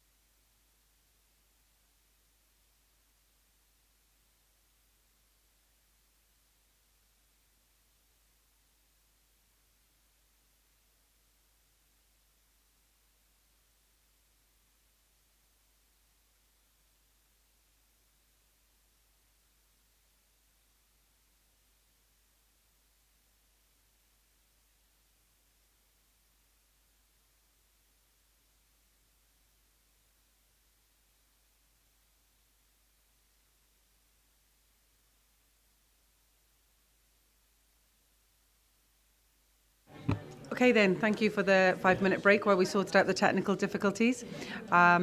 If we could reconvene the meeting, please, and I'll hand Enjoy over. yourself, Peter. I'll hand over to the Commissioner and the Chief Constable. Thank you very much. Thank you, Chair. As I said, this is an important part of our financial situation, the capital programme, the estate. Actually, 3 of us will be involved in this presentation. I'll be starting for the first few slides. I'll then be handing over seamlessly to the Chief Constable to talk more about the operational context of the estate strategy. And then Darren Garwood will be talking about the monies that this involves. And of course, we'll take questions on the monies side of it. So both Gwent Police and my office need an estate that is fit for purpose and supports a modern, effective police service. As Police and Crime Commissioner, it is my responsibility to help to deliver this. The Chief Constable and I are committed to delivering a modern and effective policing service that utilises new technology and up-to-date working practices to safeguard and reassure the public. One of Gwent Police's core commitments is to make the best use of resources and provide value for money. I want to ensure that we have a sustainable estate for the future that enables officers and staff to deliver an excellent service. Both organisations need to be well placed to respond to the changing nature of crime and to meet priorities set out in the Police and Crime Plan 2017-21 and Gwent Police Delivery Plan, as well as the Home Office's Strategic Policing Requirement and National Policing Vision 2025. The National Policing Vision of 2025 identifies 6 primary objective areas that forces must address to ensure the service meets future requirements. These will drive the direction of the service over this strategic period of time, and they are local policing, specialist capabilities, workforce, digital policing, enabling business delivery, and governance and accountability. The vision for policing in Gwent is to develop the right balance between provision and reassurance, which includes having a responsive police service, well-located police stations, and the modern forms of communication and technology to ensure officers are contactable and can provide an efficient, effective, and economic service. And we are presenting to you today an update on our estate strategy, the vision. A fit-for-purpose estate is critical to achieving my Police and Crime Plan priorities, and I am committed to promoting police accessibility and visibility to ensure that uniformed presence is organised and deployed as effectively as possible.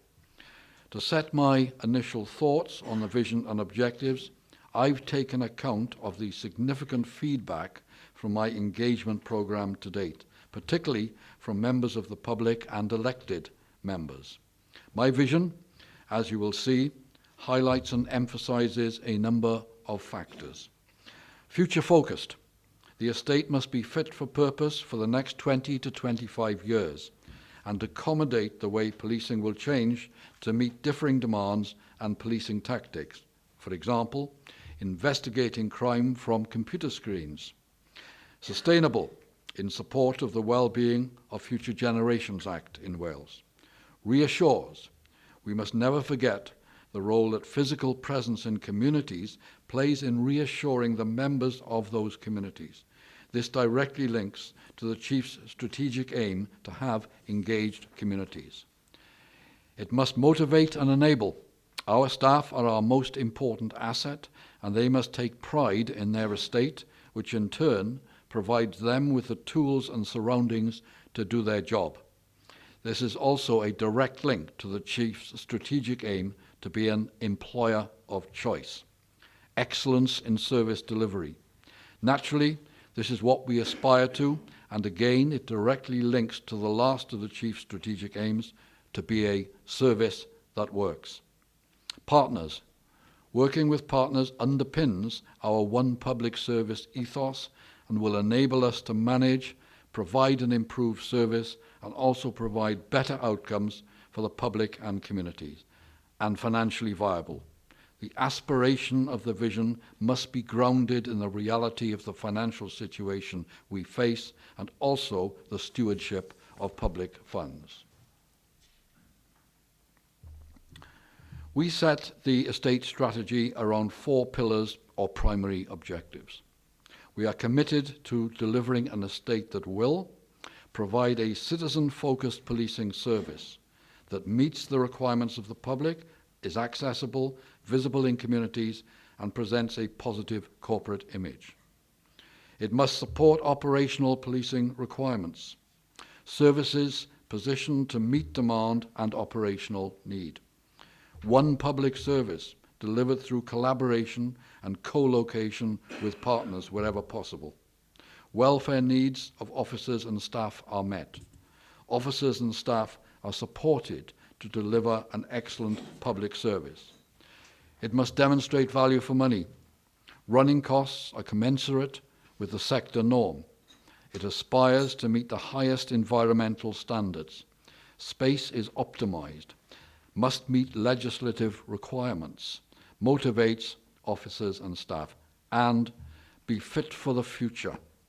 Supports accessibility and visible policing within our communities, supports the Wellbeing of Future Generations Act, must be sustainable, and support digital connectivity. Now, in terms of governance and scrutiny, there are a series of meetings that allow greater scrutiny of all our estate strategy work. The HQ Project Board.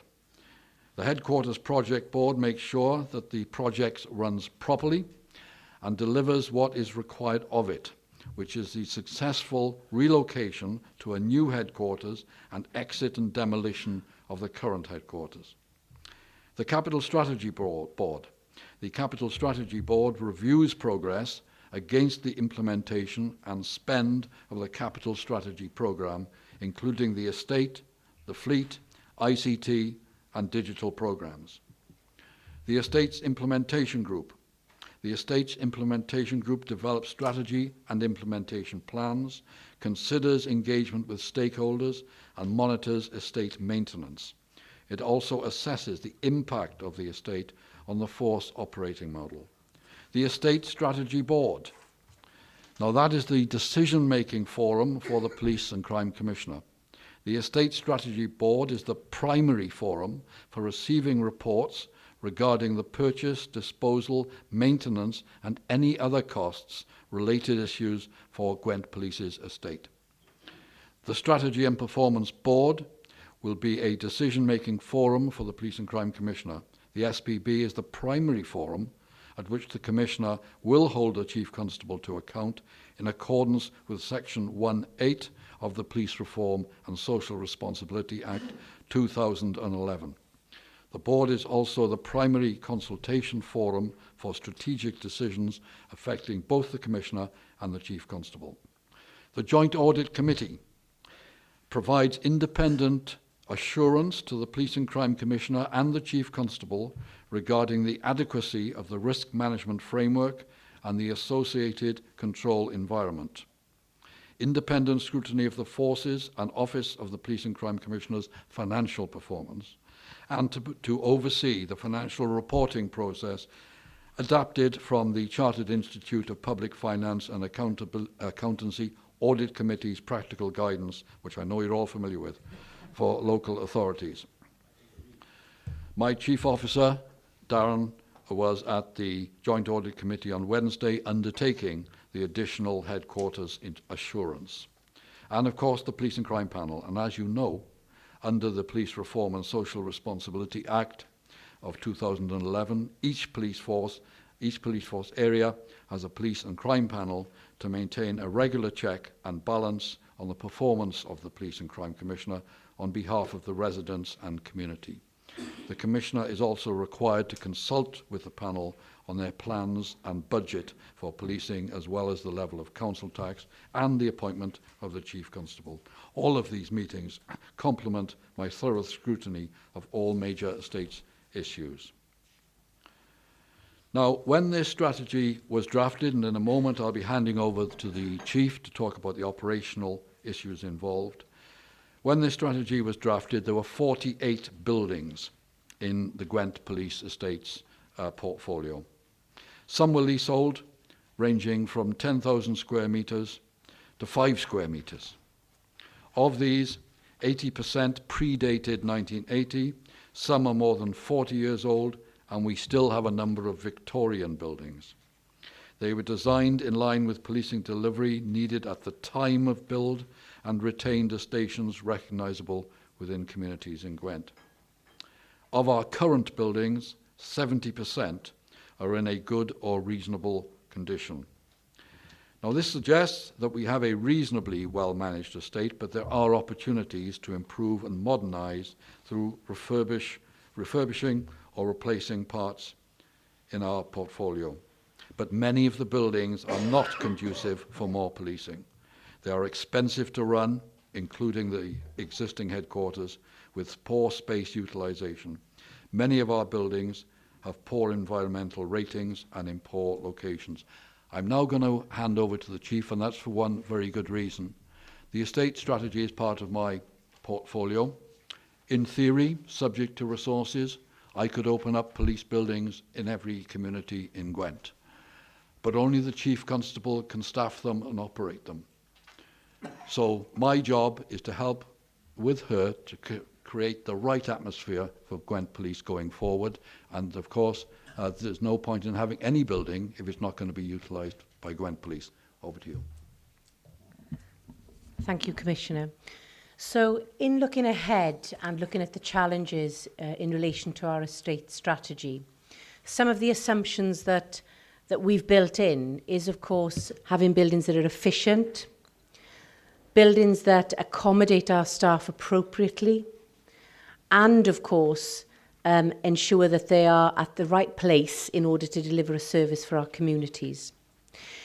In looking ahead and having some principles in terms of how we work together to get the right estate, we've taken into account, of course, the agile working that we're expecting of officers, to use their mobile devices, to use their laptops out in the field, hence reducing the number of the amount of space that we need within our estate.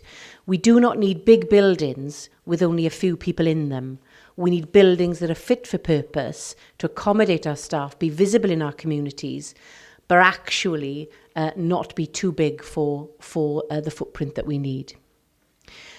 The new headquarters, and whilst I comment on some of this work, the new headquarters and also all of our accommodation, although the Commissioner's responsibility for the estate, in terms of health and safety, and in terms of the operational statutory obligations, I am accountable for and I am personally accountable for ensuring that our sites are fit for purpose for our staff. So, in terms of criminal responsibility, if something goes wrong, I can be held to account for this, which is why it's hugely important that we take our estate provision for our operational officers very seriously. I'll go on to talk about the new HQ and, of course, our hub and spoke approach. The hub and spoke approach is around our spokes being in our communities, and, of course, our hubs being where some of our officers are based. So if you look at Newport, for example, Newport is both a hub and a spoke, where there is a front desk provision, a spoke, where communities can go, but it also accommodates an awful lot of officers in terms and staff. What we're looking to do is to collaborate as much as we can in order to ensure that we reduce the amount of money we spend on our estate. Abertillery, joint provision. Joint firearms unit, joint provision with South Wales. Abergavenny, the one-stop shop, although there's learning, of course, in terms of Abergavenny, joint enterprise with local authorities. That is a one-service approach to our estate and not just our service provision, which is really important. Custody. Our custody provision is not fit for purpose in the long term here at Gwent Police. Newport will last us probably another 5 to 6 years if we're lucky. Ystrad Mynach, of course, in terms of the PFI site has been sorted as it were, but we do need to explore what our custody model looks like into the future, and I'll go through that during my presentation. That's okay. New HQ. So this is hugely important. Our new HQ build. I drove past our new HQ to get here this morning. As you know, the windows are all boarded up. I have staff sitting in coats answering 999 calls because the building is not fit for purpose. When you consider the local authority building that was next door to the new HQ, that was demolished in 2013. Concrete asbestos on site. Our new HQ provision is absolutely essential because our current HQ is not fit for purpose. Our current HQ, I have officers sitting in offices without windows. And in terms of operational delivery, it is not fit for purpose in terms of our force control centre. So the new HQ isn't just a luxury build in terms of offices. This is an operational need. I am not prepared to carry the ongoing responsibilities in terms of health and safety with the provision that is currently there. Our force control room is literally an open plan room.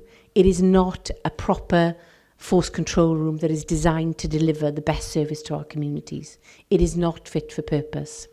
The security on site is not fit for purpose. A member of the public can walk up to a window of our current headquarters, peer through that window because a public footpath runs through the site. In today's world, that current HQ would not be built in the way that it is. It is not fit for purpose to hold briefings in terms of terrorism. It is not fit for purpose in terms of special branch, and it certainly is not fit for purpose in terms of the well-being of our staff. Our current HQ, we are putting plaster on walls, literally, to make sure that it's upright. It is absolutely appalling that our staff are working in those conditions. It is not a luxury that we need a new HQ. It is an absolute necessity. And anyone who has visited that HQ lately can see that. It is not an operationally fit building. So that is the rationale in terms of our new HQ. Our current one isn't fit for purpose. The cost of the new HQ is 32 million. That is, of course, an increase from when we first started exploring the development of the new HQ. But Darren will, of course, go through some of the detail in terms of where some of those escalations of cost have come from. It's certainly not from any luxury additions. In fact, we're reducing our footprint in the new HQ significantly compared to the old HQ. The journey has, of course, been a difficult one because we've been planning for the new HQ for many, many, many years. And before appointment as the deputy and Julian Williams as the previous chief constable asked the commissioner that without any further delay for operational purposes that this new HQ actually start to take shape. Our staff should not be working in the current building that is our HQ. Please. If I could just come in quickly on the issue of cost, and the chief has outlined the cost figure. I just want to make it clear that that money is coming from reserves. It will not impact upon any precept consideration. We'll go into more detail with Darren towards the end. So the new HQ is a must, not a may. for Gwent Police for today and for the future. And I must pause with this one because there's obviously something wrong with the camera lens. It makes me look rather portly, but that is completely wrong. Our hub and spoke model I've already alluded to, but this is also our ambition for the future. Wherever possible, to collaborate with other agencies, wherever possible to make sure that our spoke model is where communities can access us and where we have front counter provision. That is hugely important in terms of accessibility. But where there are hubs, where some of our police officers, for example, our cybercrime teams, those teams that look after rape and sexual assault victims, child abuse teams, where there isn't a need for a front counter service, that those hubs are fit for purpose for our officers and for the investigations that take place. Security, when we talk about investigation, is essential. We cannot have buildings that are not secure when you are looking at investigations involving people's lives and people's dignity. Custody is a significant part of the infrastructure at Gwent Police. It's our core business. It's basic that we get this right. So as you know, the new Ystrad Mynach PFI has been dealt with, and we have Ystrad Mynach, the site is currently open.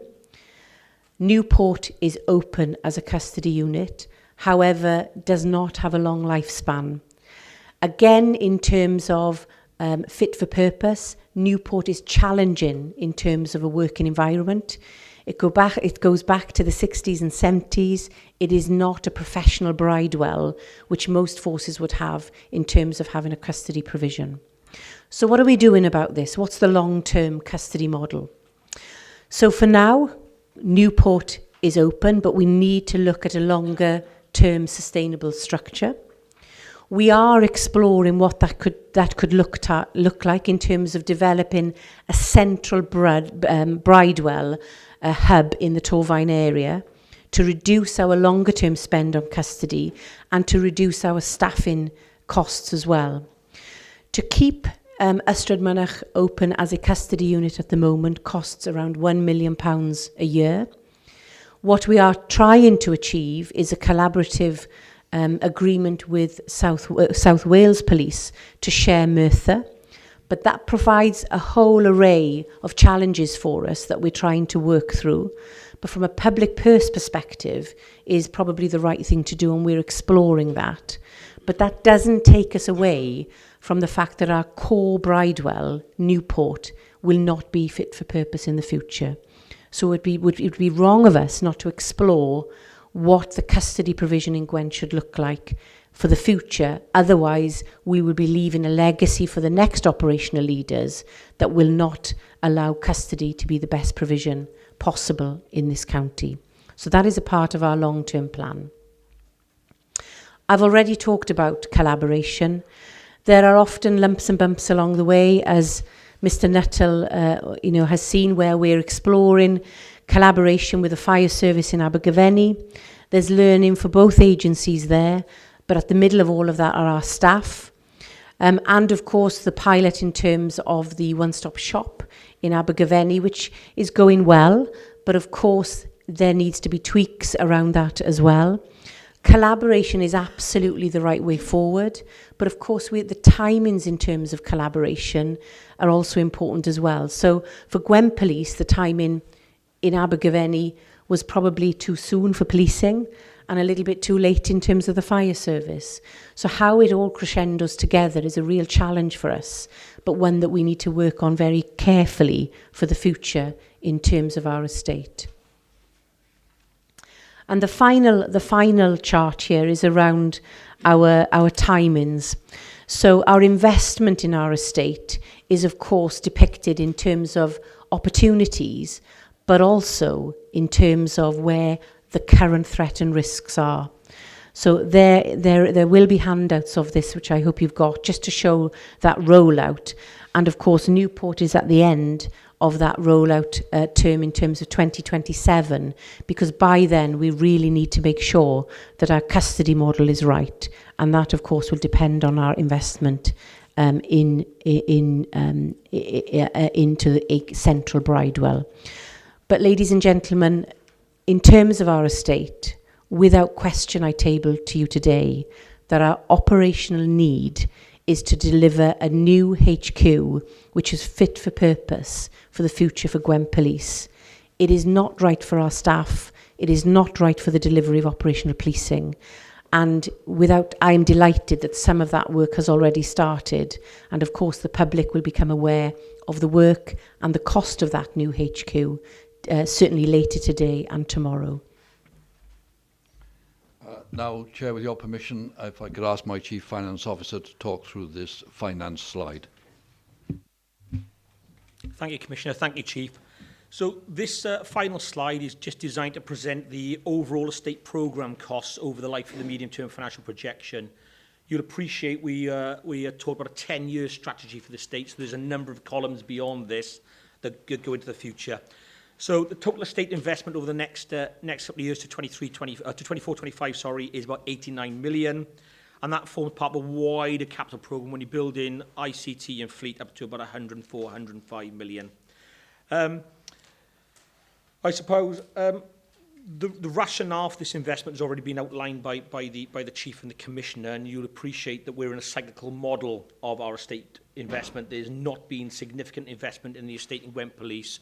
Certainly in my lifetime, probably the previous one to that was the PFI investment in Nasr Mullah back in 2005. So I'd probably like to draw attention to a couple of numbers on there. You pick up that the top line for the new HQ, the budget that's left to be incurred along that is just over 29 million against the 32 million. The Chief and the Commissioner both discussed the scrutiny and the assurance around this. So there exists an assurance report, and I have it with me there, that was scrutinised by the Joint Audit Committee last Wednesday to provide assurance around the value for money and the affordability of the new HQ investment. And that's been signed off subject to a bit more information around some of the impacted programmes by the Joint Audit Committee. So they've scrutinised that in detail, and it's within my gift, perhaps with the Finance Subgroup Committee, if they wanted, as part of our meeting in January, a talk through the process and the outcomes of that. You'll see the funding bit is the key thing for this slide at the bottom when we talk about how we finance the estate. You've heard me talk many times around the capital grant we receive from Home Office. That won't even pay for half of the fleet replacement programme per year. So the amount of vehicles that the Chief needs to replenish on an annual basis, we don't replenish the whole fleet on an annual basis, 4 years or 120,000 miles, so we sweat those assets. But when we got to cyclically replace numbers of the fleet, that capital grant from the Home Office doesn't even pay for a half of that. We chatted right at the beginning of today around the M4 cost that we built into last year's budget, and I gave you assurance that if that didn't go ahead in the short term, I would reinvest that in the capital programme, and that's what's happened today. So you see a revenue contribution to capital along the line of £2.6 million per year, and that is part of the £1 million for the M4 has gone into that. You'll note that 21-22, that's a transition year where the Commissioners set aside earmarked funds that are funding the capital programme up to that point, which includes HQ, are fully utilised. We're not utilising all our reserves because there are a number of statutory reserves we need to keep. The general reserve that the Commissioner, that the Chief Constable needs for operational emergencies and to fund working capital we need to maintain. But the earmarked reserves from capital are extinguished at that point, and then we move into the borrowing phase, which are articulated in the MTFP. And there are a number of constraints that I have from a legal basis around the amount of borrowing I can expose the Commissioner, the Chief Constable to, and these are well within those constraints. And again, that has been assured by the Joint Audit Committee last Wednesday when I presented the Treasury Management Strategy, which articulates the borrowing costs of the organisation moving forward. We'll be borrowing about 3.5% per annum from 21-22 onwards. That's it in terms of finances. I suppose the next slide now is thoughts and observations. I'm happy to take any questions that you have. Okay, Councillor Jordan. Thanks, Chair. I've got a couple of questions, actually. When you go back to the custody suite, didn't we have this same problem before? Why about officers around the Blackwood area, everything else up that way, coming down to Newport and then changing and opening an Ystrad Mynach PFI. Now, you said about as well, you may be looking to collaborate with South Wales and going to Merthyr. Won't that be exactly the same difference with the Newport officers going all the way up to Merthyr as well for that one? That's the one question, but I'll leave answer that one first. And you've just raised the very points that we're working through. So as you know, Jason, when we, 2 years ago, we only had Newport as our custody suite. And what we found is that officers from the west of the force were almost undertaking a 2-hour round trip just to take detainees to Newport. And of course, there were assaults on officers during that journey.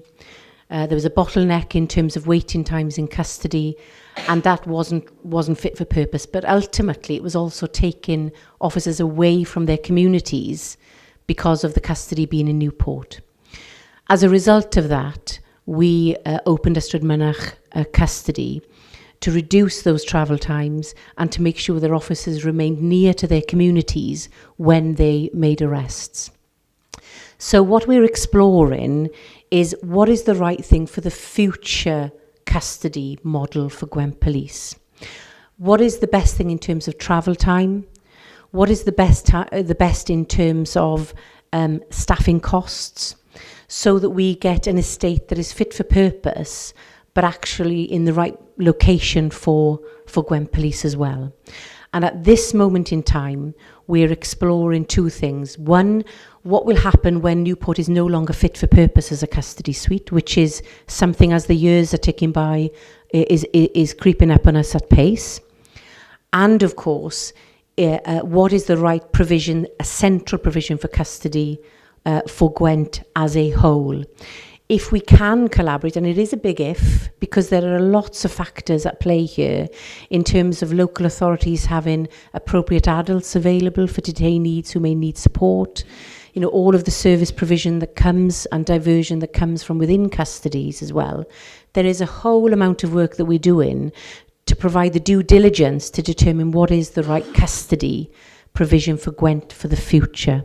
We may be okay for the next 3 or 4 years with Newport as it is. Beyond that, I'd be really concerned that that estate isn't fit for purpose. So we're exploring all of those issues, and I felt it was only right and proper to table that exploration to you all today. Yeah, the other question as well is, also, with the new HQ, is that under plan now to go ahead and plan it as it started? And also as well, with that as well, with you say about the strategic and everything else, and the current assessment with all your other police stations, what about the disposal of them? What goes on with the disposal of that and the old HQ? Would that be maybe a little get around the table and maybe have a look at building a new custody suite, centralising the whole of Gwent Force? Thanks very much for that. Very good point. Yes, look, the contracts have been signed with BAM as the main contractor, so work is underway. As far as I'm aware, we've cleared all the planning issues with Torvine, and incidentally, the whole financial analysis was also scrutinised on our behalf by Monmouthshire County Council. So we've had a very robust vetting procedure on the costs and in terms of value for money. In terms of the future, you are right. You know, we'll be looking very carefully at what we do about the existing estate, and the Chief has talked about the need for a custody facility. Incidentally, the price that was quoted, 32 million, that includes the demolition of the new headquarters and clearing that site. Demolition of existing headquarters.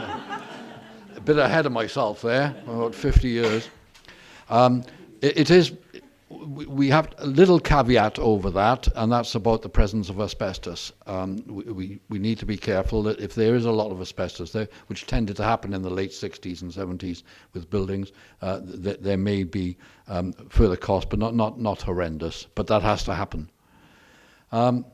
Now, whether that then becomes a site for a custody, it's a possibility, that's an option. We have a lot of interest being shown in the site. We've had social landlords, for example, coming, looking at it as a housing estate. And there's a possibility of some form of mini business park possibilities. So I don't think that we will have a serious problem in terms of a buyer, but clearly that's part of our calculations going forward. So we can't say with any certainty what the site will be used for, but we're sure it'll be something that's useful for the community. Mr. Nuttall? Chair, I don't know if the councillors would agree, but a future meeting, a detailed estate plan would be good. And it was given before on a previous occasion some time ago, saying what properties you've got, what is the plan for those individual properties, especially in the different councils, because the councils need to know if it's going to get a chop or if it's going to be expanded, etc. And also where we are on the hub and spoke system and what the future plan for that is. Yep, be happy to organise that. Thank you.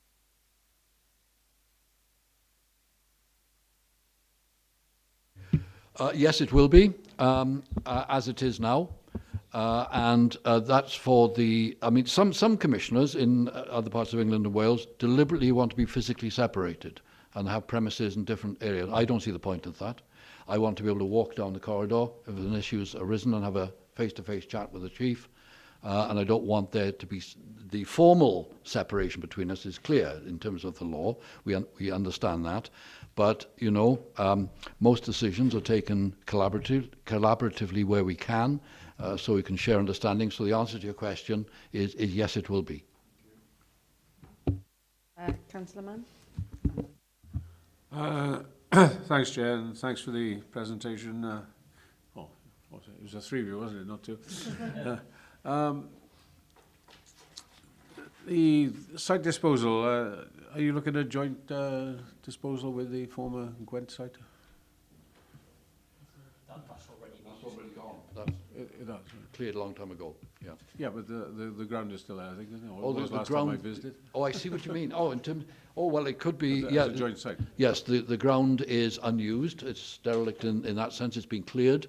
So yes, in terms of longer term development, I dare say developers could be looking at both sites. They could be. Yeah. I would have thought it was a more valuable site as a, you know, as one rather than two. Who's got the rights on the other site? Okay. So the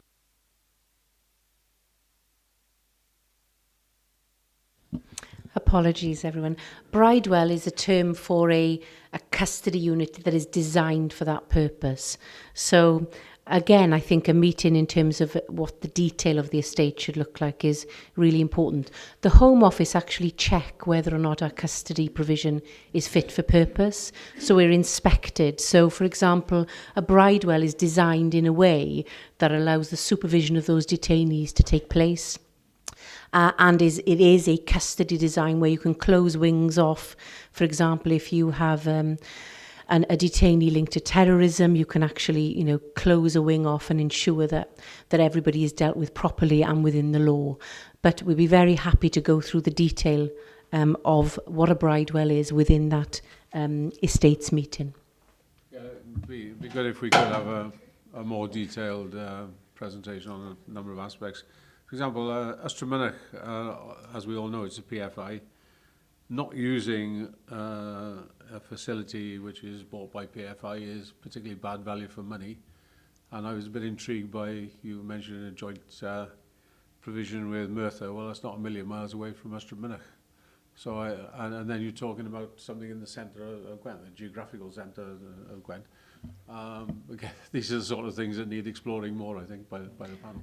Absolutely. And if I could come in there, Mr. Mann, in terms of, although we are exploring opportunities for South Wales to collaborate with us in terms of custody, that means that in terms of our exploration around a bridewell in Gwent for actually South Wales to use some of our provision as well. So we're looking at a custody provision that is fit for purpose, but we are very much at its infancy in exploring what that could look like across two forces, to deliver the best service for the public, but also to reduce costs. So we're happy to go through some of that exploration with you. Well, the final one to throw in before we come back to it in more detail. The sheer amount of money we're spending concerns me. I know borrowing rates are fairly low at the moment, even lower than 3.2%, I think that was mentioned earlier. But again, it's got implications for our budget in the future because of the payback on this capital. And I do wonder. I think maybe a close look at the value for money needs to be undertaken. If I'll ask Darren to comment on the future borrowing requirements, but just to re-emphasise the point in terms of the new HQ, I too was concerned, as we all were, when the price began to escalate from the original thoughts. And the original thoughts, which were about 3 years old, something like that, were based on the RIBA's square meterage calculation. Once we started, and having been around a little while, I wasn't surprised that there would be some inflation in costs. But once we started to move into what, for example, special branch required in terms of security fit-outs, and knock-on issues such as much thicker glass that had to be accommodated. Therefore, the foundations had to be stronger than originally anticipated. A whole range of environmental issues which we're fully in tune with. And the actual just general rise in cost in building materials, it then got back up. Even so, we looked very, very carefully at the total cost, and now I think you'll confirm the term, it's a fixed price contract that we have now, and it's all coming from reserves. We have been criticised unfairly by the Home Office, even though we explained to them it's not actually reserves, it's committed funds, but technically it's regarded as reserves. So that money's been put aside, but it's the other aspects of the estate strategy that will require borrowing in due course, and perhaps Darren, you could take over. Certainly. Thank you, Commissioner. I think I'll pick up on a couple of your points there, Councillor Mann. You talk about the PFI in Ystrad Mynach. Since 2014, we've been engaged with a programme of work looking at how we source best value from that piece. So we've been on a journey of in-housing, insourcing some of the bits of the contract that we're paying out. So, for example, cleaning, grounds maintenance, etc., some of the low-hanging fruit. It's a very robust contract. We were complimented by the Home Office around the tightness of the contract that we negotiated. However, the biggest win at the end of it all would be through both partners mutually, voluntarily terminating the contract. So we've worked up a business case over a number of years. Only last month, the Welsh Government confirmed the approval of our grant, our associated PFI grant moving forward. So in January, so next month, we will be voluntarily terminating that, which releases two things: significant financial savings, because all well, PFI contracts are very good, but you pay for what you get. So we were bringing that contract or that provision in-house. So we're bringing the actual building and the running of it into our wider estate. So there's a significant saving there. But ultimately, it also provides you flexibility in the use of that asset. So when we talk about a flexible, agile working piece that complements the rest of the estate, now that we will own Ystrad Mynach outright rather through the PFI scheme, that provides significant power to the Commissioner and Chief around how we utilise that asset moving forward, because it's still a key piece in our armoury around policing in Gwent. You talked about the significant costs associated with the capital programme, and you're right that they are significant. However, we've structured the capital programme on a priority needs basis. So the timeline slide articulates the investment that we need, the here and now, the HQ, the hub and spoke model, where some of the less critical at this point in time assets we will put off to the latter years. So we have prioritised. So when if you're going to spend your money wisely, you're going to spend it on the ones that are going to get investor save, and you need to sort of tackle now. But importantly, the borrowing that's in the MTFP, there are key constraints that I touched on earlier around how much I can and can't borrow. So even up to sort of 21, 22, the net financing costs, the net borrowing costs of the estate will be less than 1% of the overall budget. So a very, very small aspect of the overall budget actually goes on financing costs. So we've got to keep a close eye on that. But that's what I do with my statutory duties. The Joint Audit Committee provide a second degree of assurance around our trade-off between borrowing, investment, etc., etc. Hope that helps. Yes. Thank you, Madam Chair. I take you back to several meetings, maybe 18 months or so ago, where you came to us with an ambition to have a good hub and spoke scheme. I think, reading the report, that the ambition that you've got has been watered down somewhat, in as much as we hear a lot about how we're going to upgrade and create the situation in Industrial Munich and the development in Newport. But your conversations at the time were to have hubs which were effective hubs. And you did talk about, if I remember rightly, the A465, A40 links area and the M4, M48 link area, where you would have specific hubs to really create spokes across the whole of the county. You mentioned Heads of the Valley, and of course, you've got that has been, I take it, the A465 bit. But I look then at the spokes situation, and it appears that you are putting a lot of effort into having spokes, but not as many hubs. For example, particularly in the south of the county of Monmouthshire, there are no spokes. Yet in the north of Monmouthshire, there are 3 spokes. I don't see how it fits in that way with the Torfaen and Ystwyth Munich and the Newport City bit. So it's a bit vague to me, the way this is presented, and I don't think you've got the ambition that you had some years ago. Happy to pick on that one. It's the difference. The finance slide looks at the life of the MTFP over the next 4 to 5 years. The hub and spoke investment you've articulated is beyond that. It's within the second 5-year stretch of the 10-year strategy. So when we have that detailed meeting, you'll see that the investment in the other geographic, the local authority areas, is in the second phase. If I draw your attention to the timeline slide, you'll see the investment, around Ustrad and Newport and Heads of the Valley. Just click over into the second 5 years. It's further on again then. Yeah. But we'll bring that to light. We'll bring that to light in that meeting, how that is phased in. We'll provide that assurance. Congratulate you on your memory. I was trying to remember back to what might have been said. But yes, when we do a full presentation, we'll make sure that that's clear. Thank you. A question then for myself. So looking at the PCC's website, it's got the outline estate strategy, the draft outline estate strategy, and it talks about the hubs being a model taking into account the demand on police resources and infrastructure and how locations will be subject to a full business case. Well, what's the status with those business cases at the moment? Has any of those been completed to determine this plan? So the Abergavenny business case is the last one we went through at the Estate Strategy Board. There'll be the Monmouth business case coming through in the next couple, probably 6 months to 12 months away. But the biggest one we've done recently is the Abergavenny hub model. And is that something then that you can share with us? Because I think from a panel's point of view, we had a really big presentation on how it wanted to go forward. And I think from then we've seen a particular gap in terms of understanding. You talk about locations, and you talk about hubs, and then you talk about spokes. Certainly, I don't have a vision as to what that's going to be. And I think a few members have sort of raised that point. It would be really interesting to see what the actual vision is. I suppose my observation could be, if I think from a finance angle, we have finance leads. Have we considered an estate lead member position? Because I'm thinking from the governance slide, we have a significant number of meetings. So I think about the Estate Strategy Board, which the Commissioner chairs, where you see all this come together. Is that something worth exploring that we have?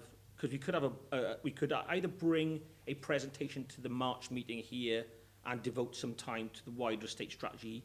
We could have a separate meeting, or if we plugged in a lead member position, then because of the regularity of the estate types meeting from HQ to implementation group to capital programme to the estate strategy board, that lead member may be afforded a greater insight as to how the vision, the strategy, the business cases, the implementation plan and the finances all linked together.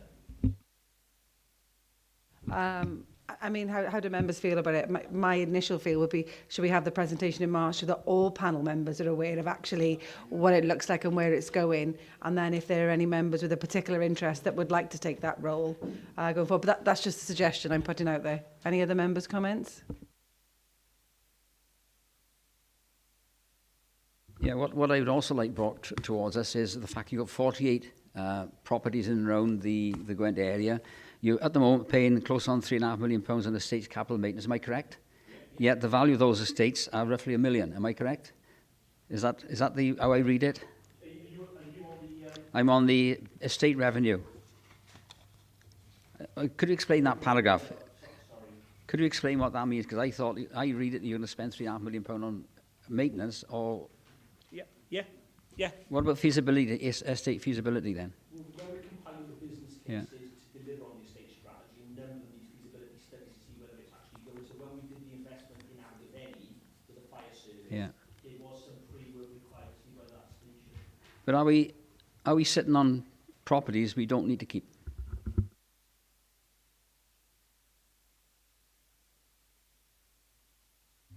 The art is in that word in there. It's about the word, for example, Caldicot Police Station, Mega Police Station, they're basically not used. That's why I use the word in terms of to keep. Can I suggest then that we have the presentation at the March meeting on the estate strategy? That'll give all panel members a basis and an understanding of what the vision is and what the strategy is, and then move forward from there. All members happy with that? Yeah. Okay. If that's all the questions on that item, then we'll move on. So the next item on the agenda is amendment to rules of procedure. Gwent Police and Crime Panel recorded complaints and conduct matters. I was getting ahead of myself there. Sorry. Thank you, Kath. Thank you, Chair. This report is obviously the annual report on the complaints received by the Gwent Police and Crime Panel. And it gives you an overview of the complaints received by the panel during the past year. The Gwent Police and Crime Panel are responsible for general complaints against the Police and Crime Commissioner and the Deputy Police and Crime Commissioner. We have statutory requirements to follow, and the panel has previously agreed that all complaints would be dealt with by a complaints subgroup made up of the Chair, Vice Chair and the independent members of the panel. As you will see in Appendix 1, I've included an update on the previously unresolved complaint from 2018. And since then, we've had one further complaint. Both complaints have now been dealt with, they were not upheld, and there was deemed to be no further action required. So members are asked to note the contents of the report. Thank you, Kath. Any comments? Move. Second? Favour? Thank you. Go on. Sorry, Sian. I was just going to give a quick update in relation to the enactment of the complaints regulations that changed under the Policing and Crime Act 2017. So we've been given assurances by the Home Office that they will go through Parliament by the 10th of January and be enacted on the 1st of February. What that means is the PCC, as with all PCCs, will take on reviews of complaints in relation to complaints against police officers or Gwent Police. We did think that might result in more complaints about PCCs, but I've had some reassurances from the Home Office that they will be building something into the regulation, which will mean that it can't be a next step, but I just wanted to flag it as a potential for an increase in demand coming in relation to that, because PCCs will take on that responsibility. Thank you very much. Moving on then, we will move now to agenda item number 7, amendment to rules and procedures and panel arrangements. Thank you, Kath. This report sets out a new procedure to allow a standing agenda item for panel members to submit questions in advance of panel meetings that will be answered at the next panel meeting by the Commissioner. The suggested procedure is attached to the report, and members are asked to firstly approve the proposed change to the panel arrangements, approve the procedure if they do wish to amend the procedures, then approve the procedure as set out in Appendix 1, and I would suggest then that we agree to review the procedure after 12 months. Any questions from panel members? Okay. Just a comment, Chair. I did put a bit in to shorten the timescale of the thing, but Kath has persuaded me to see how it goes in the first place. So. Okay then, can I ask for a member to approve the change in arrangements? Seconder? All in favour? And the actual procedure, someone to move that? Second? All in favour? Thank you very much. Okay, thank you for that. So any members who wish then to submit questions for January's panel, please send them through to Kath as per the procedure, and we'll work through the requirements and ensure they meet those requirements then to be able to make January's meeting. Moving on then, number 8, the Forward Work Programme. Thank you, Chair. As members will be aware, the next meeting is the 31st of January 2020, and as has already been highlighted, we will be discussing the precept. So I will be writing to all panel members to remind them how important it is to be in attendance at that meeting.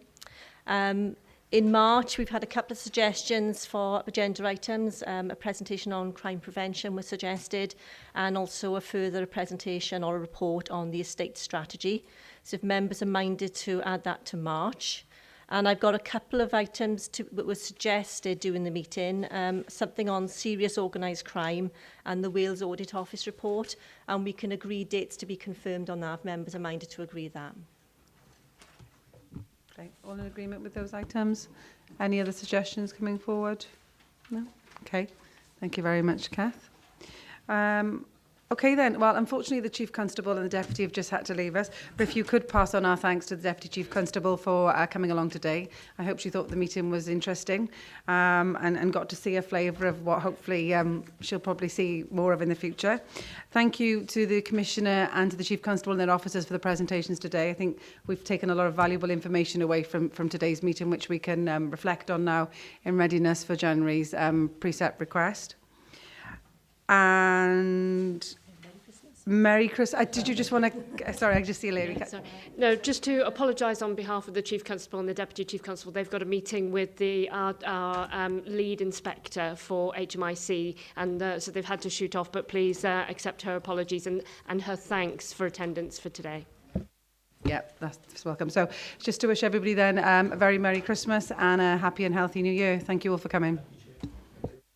Dau llaw yn y blwyddyn newydd dda.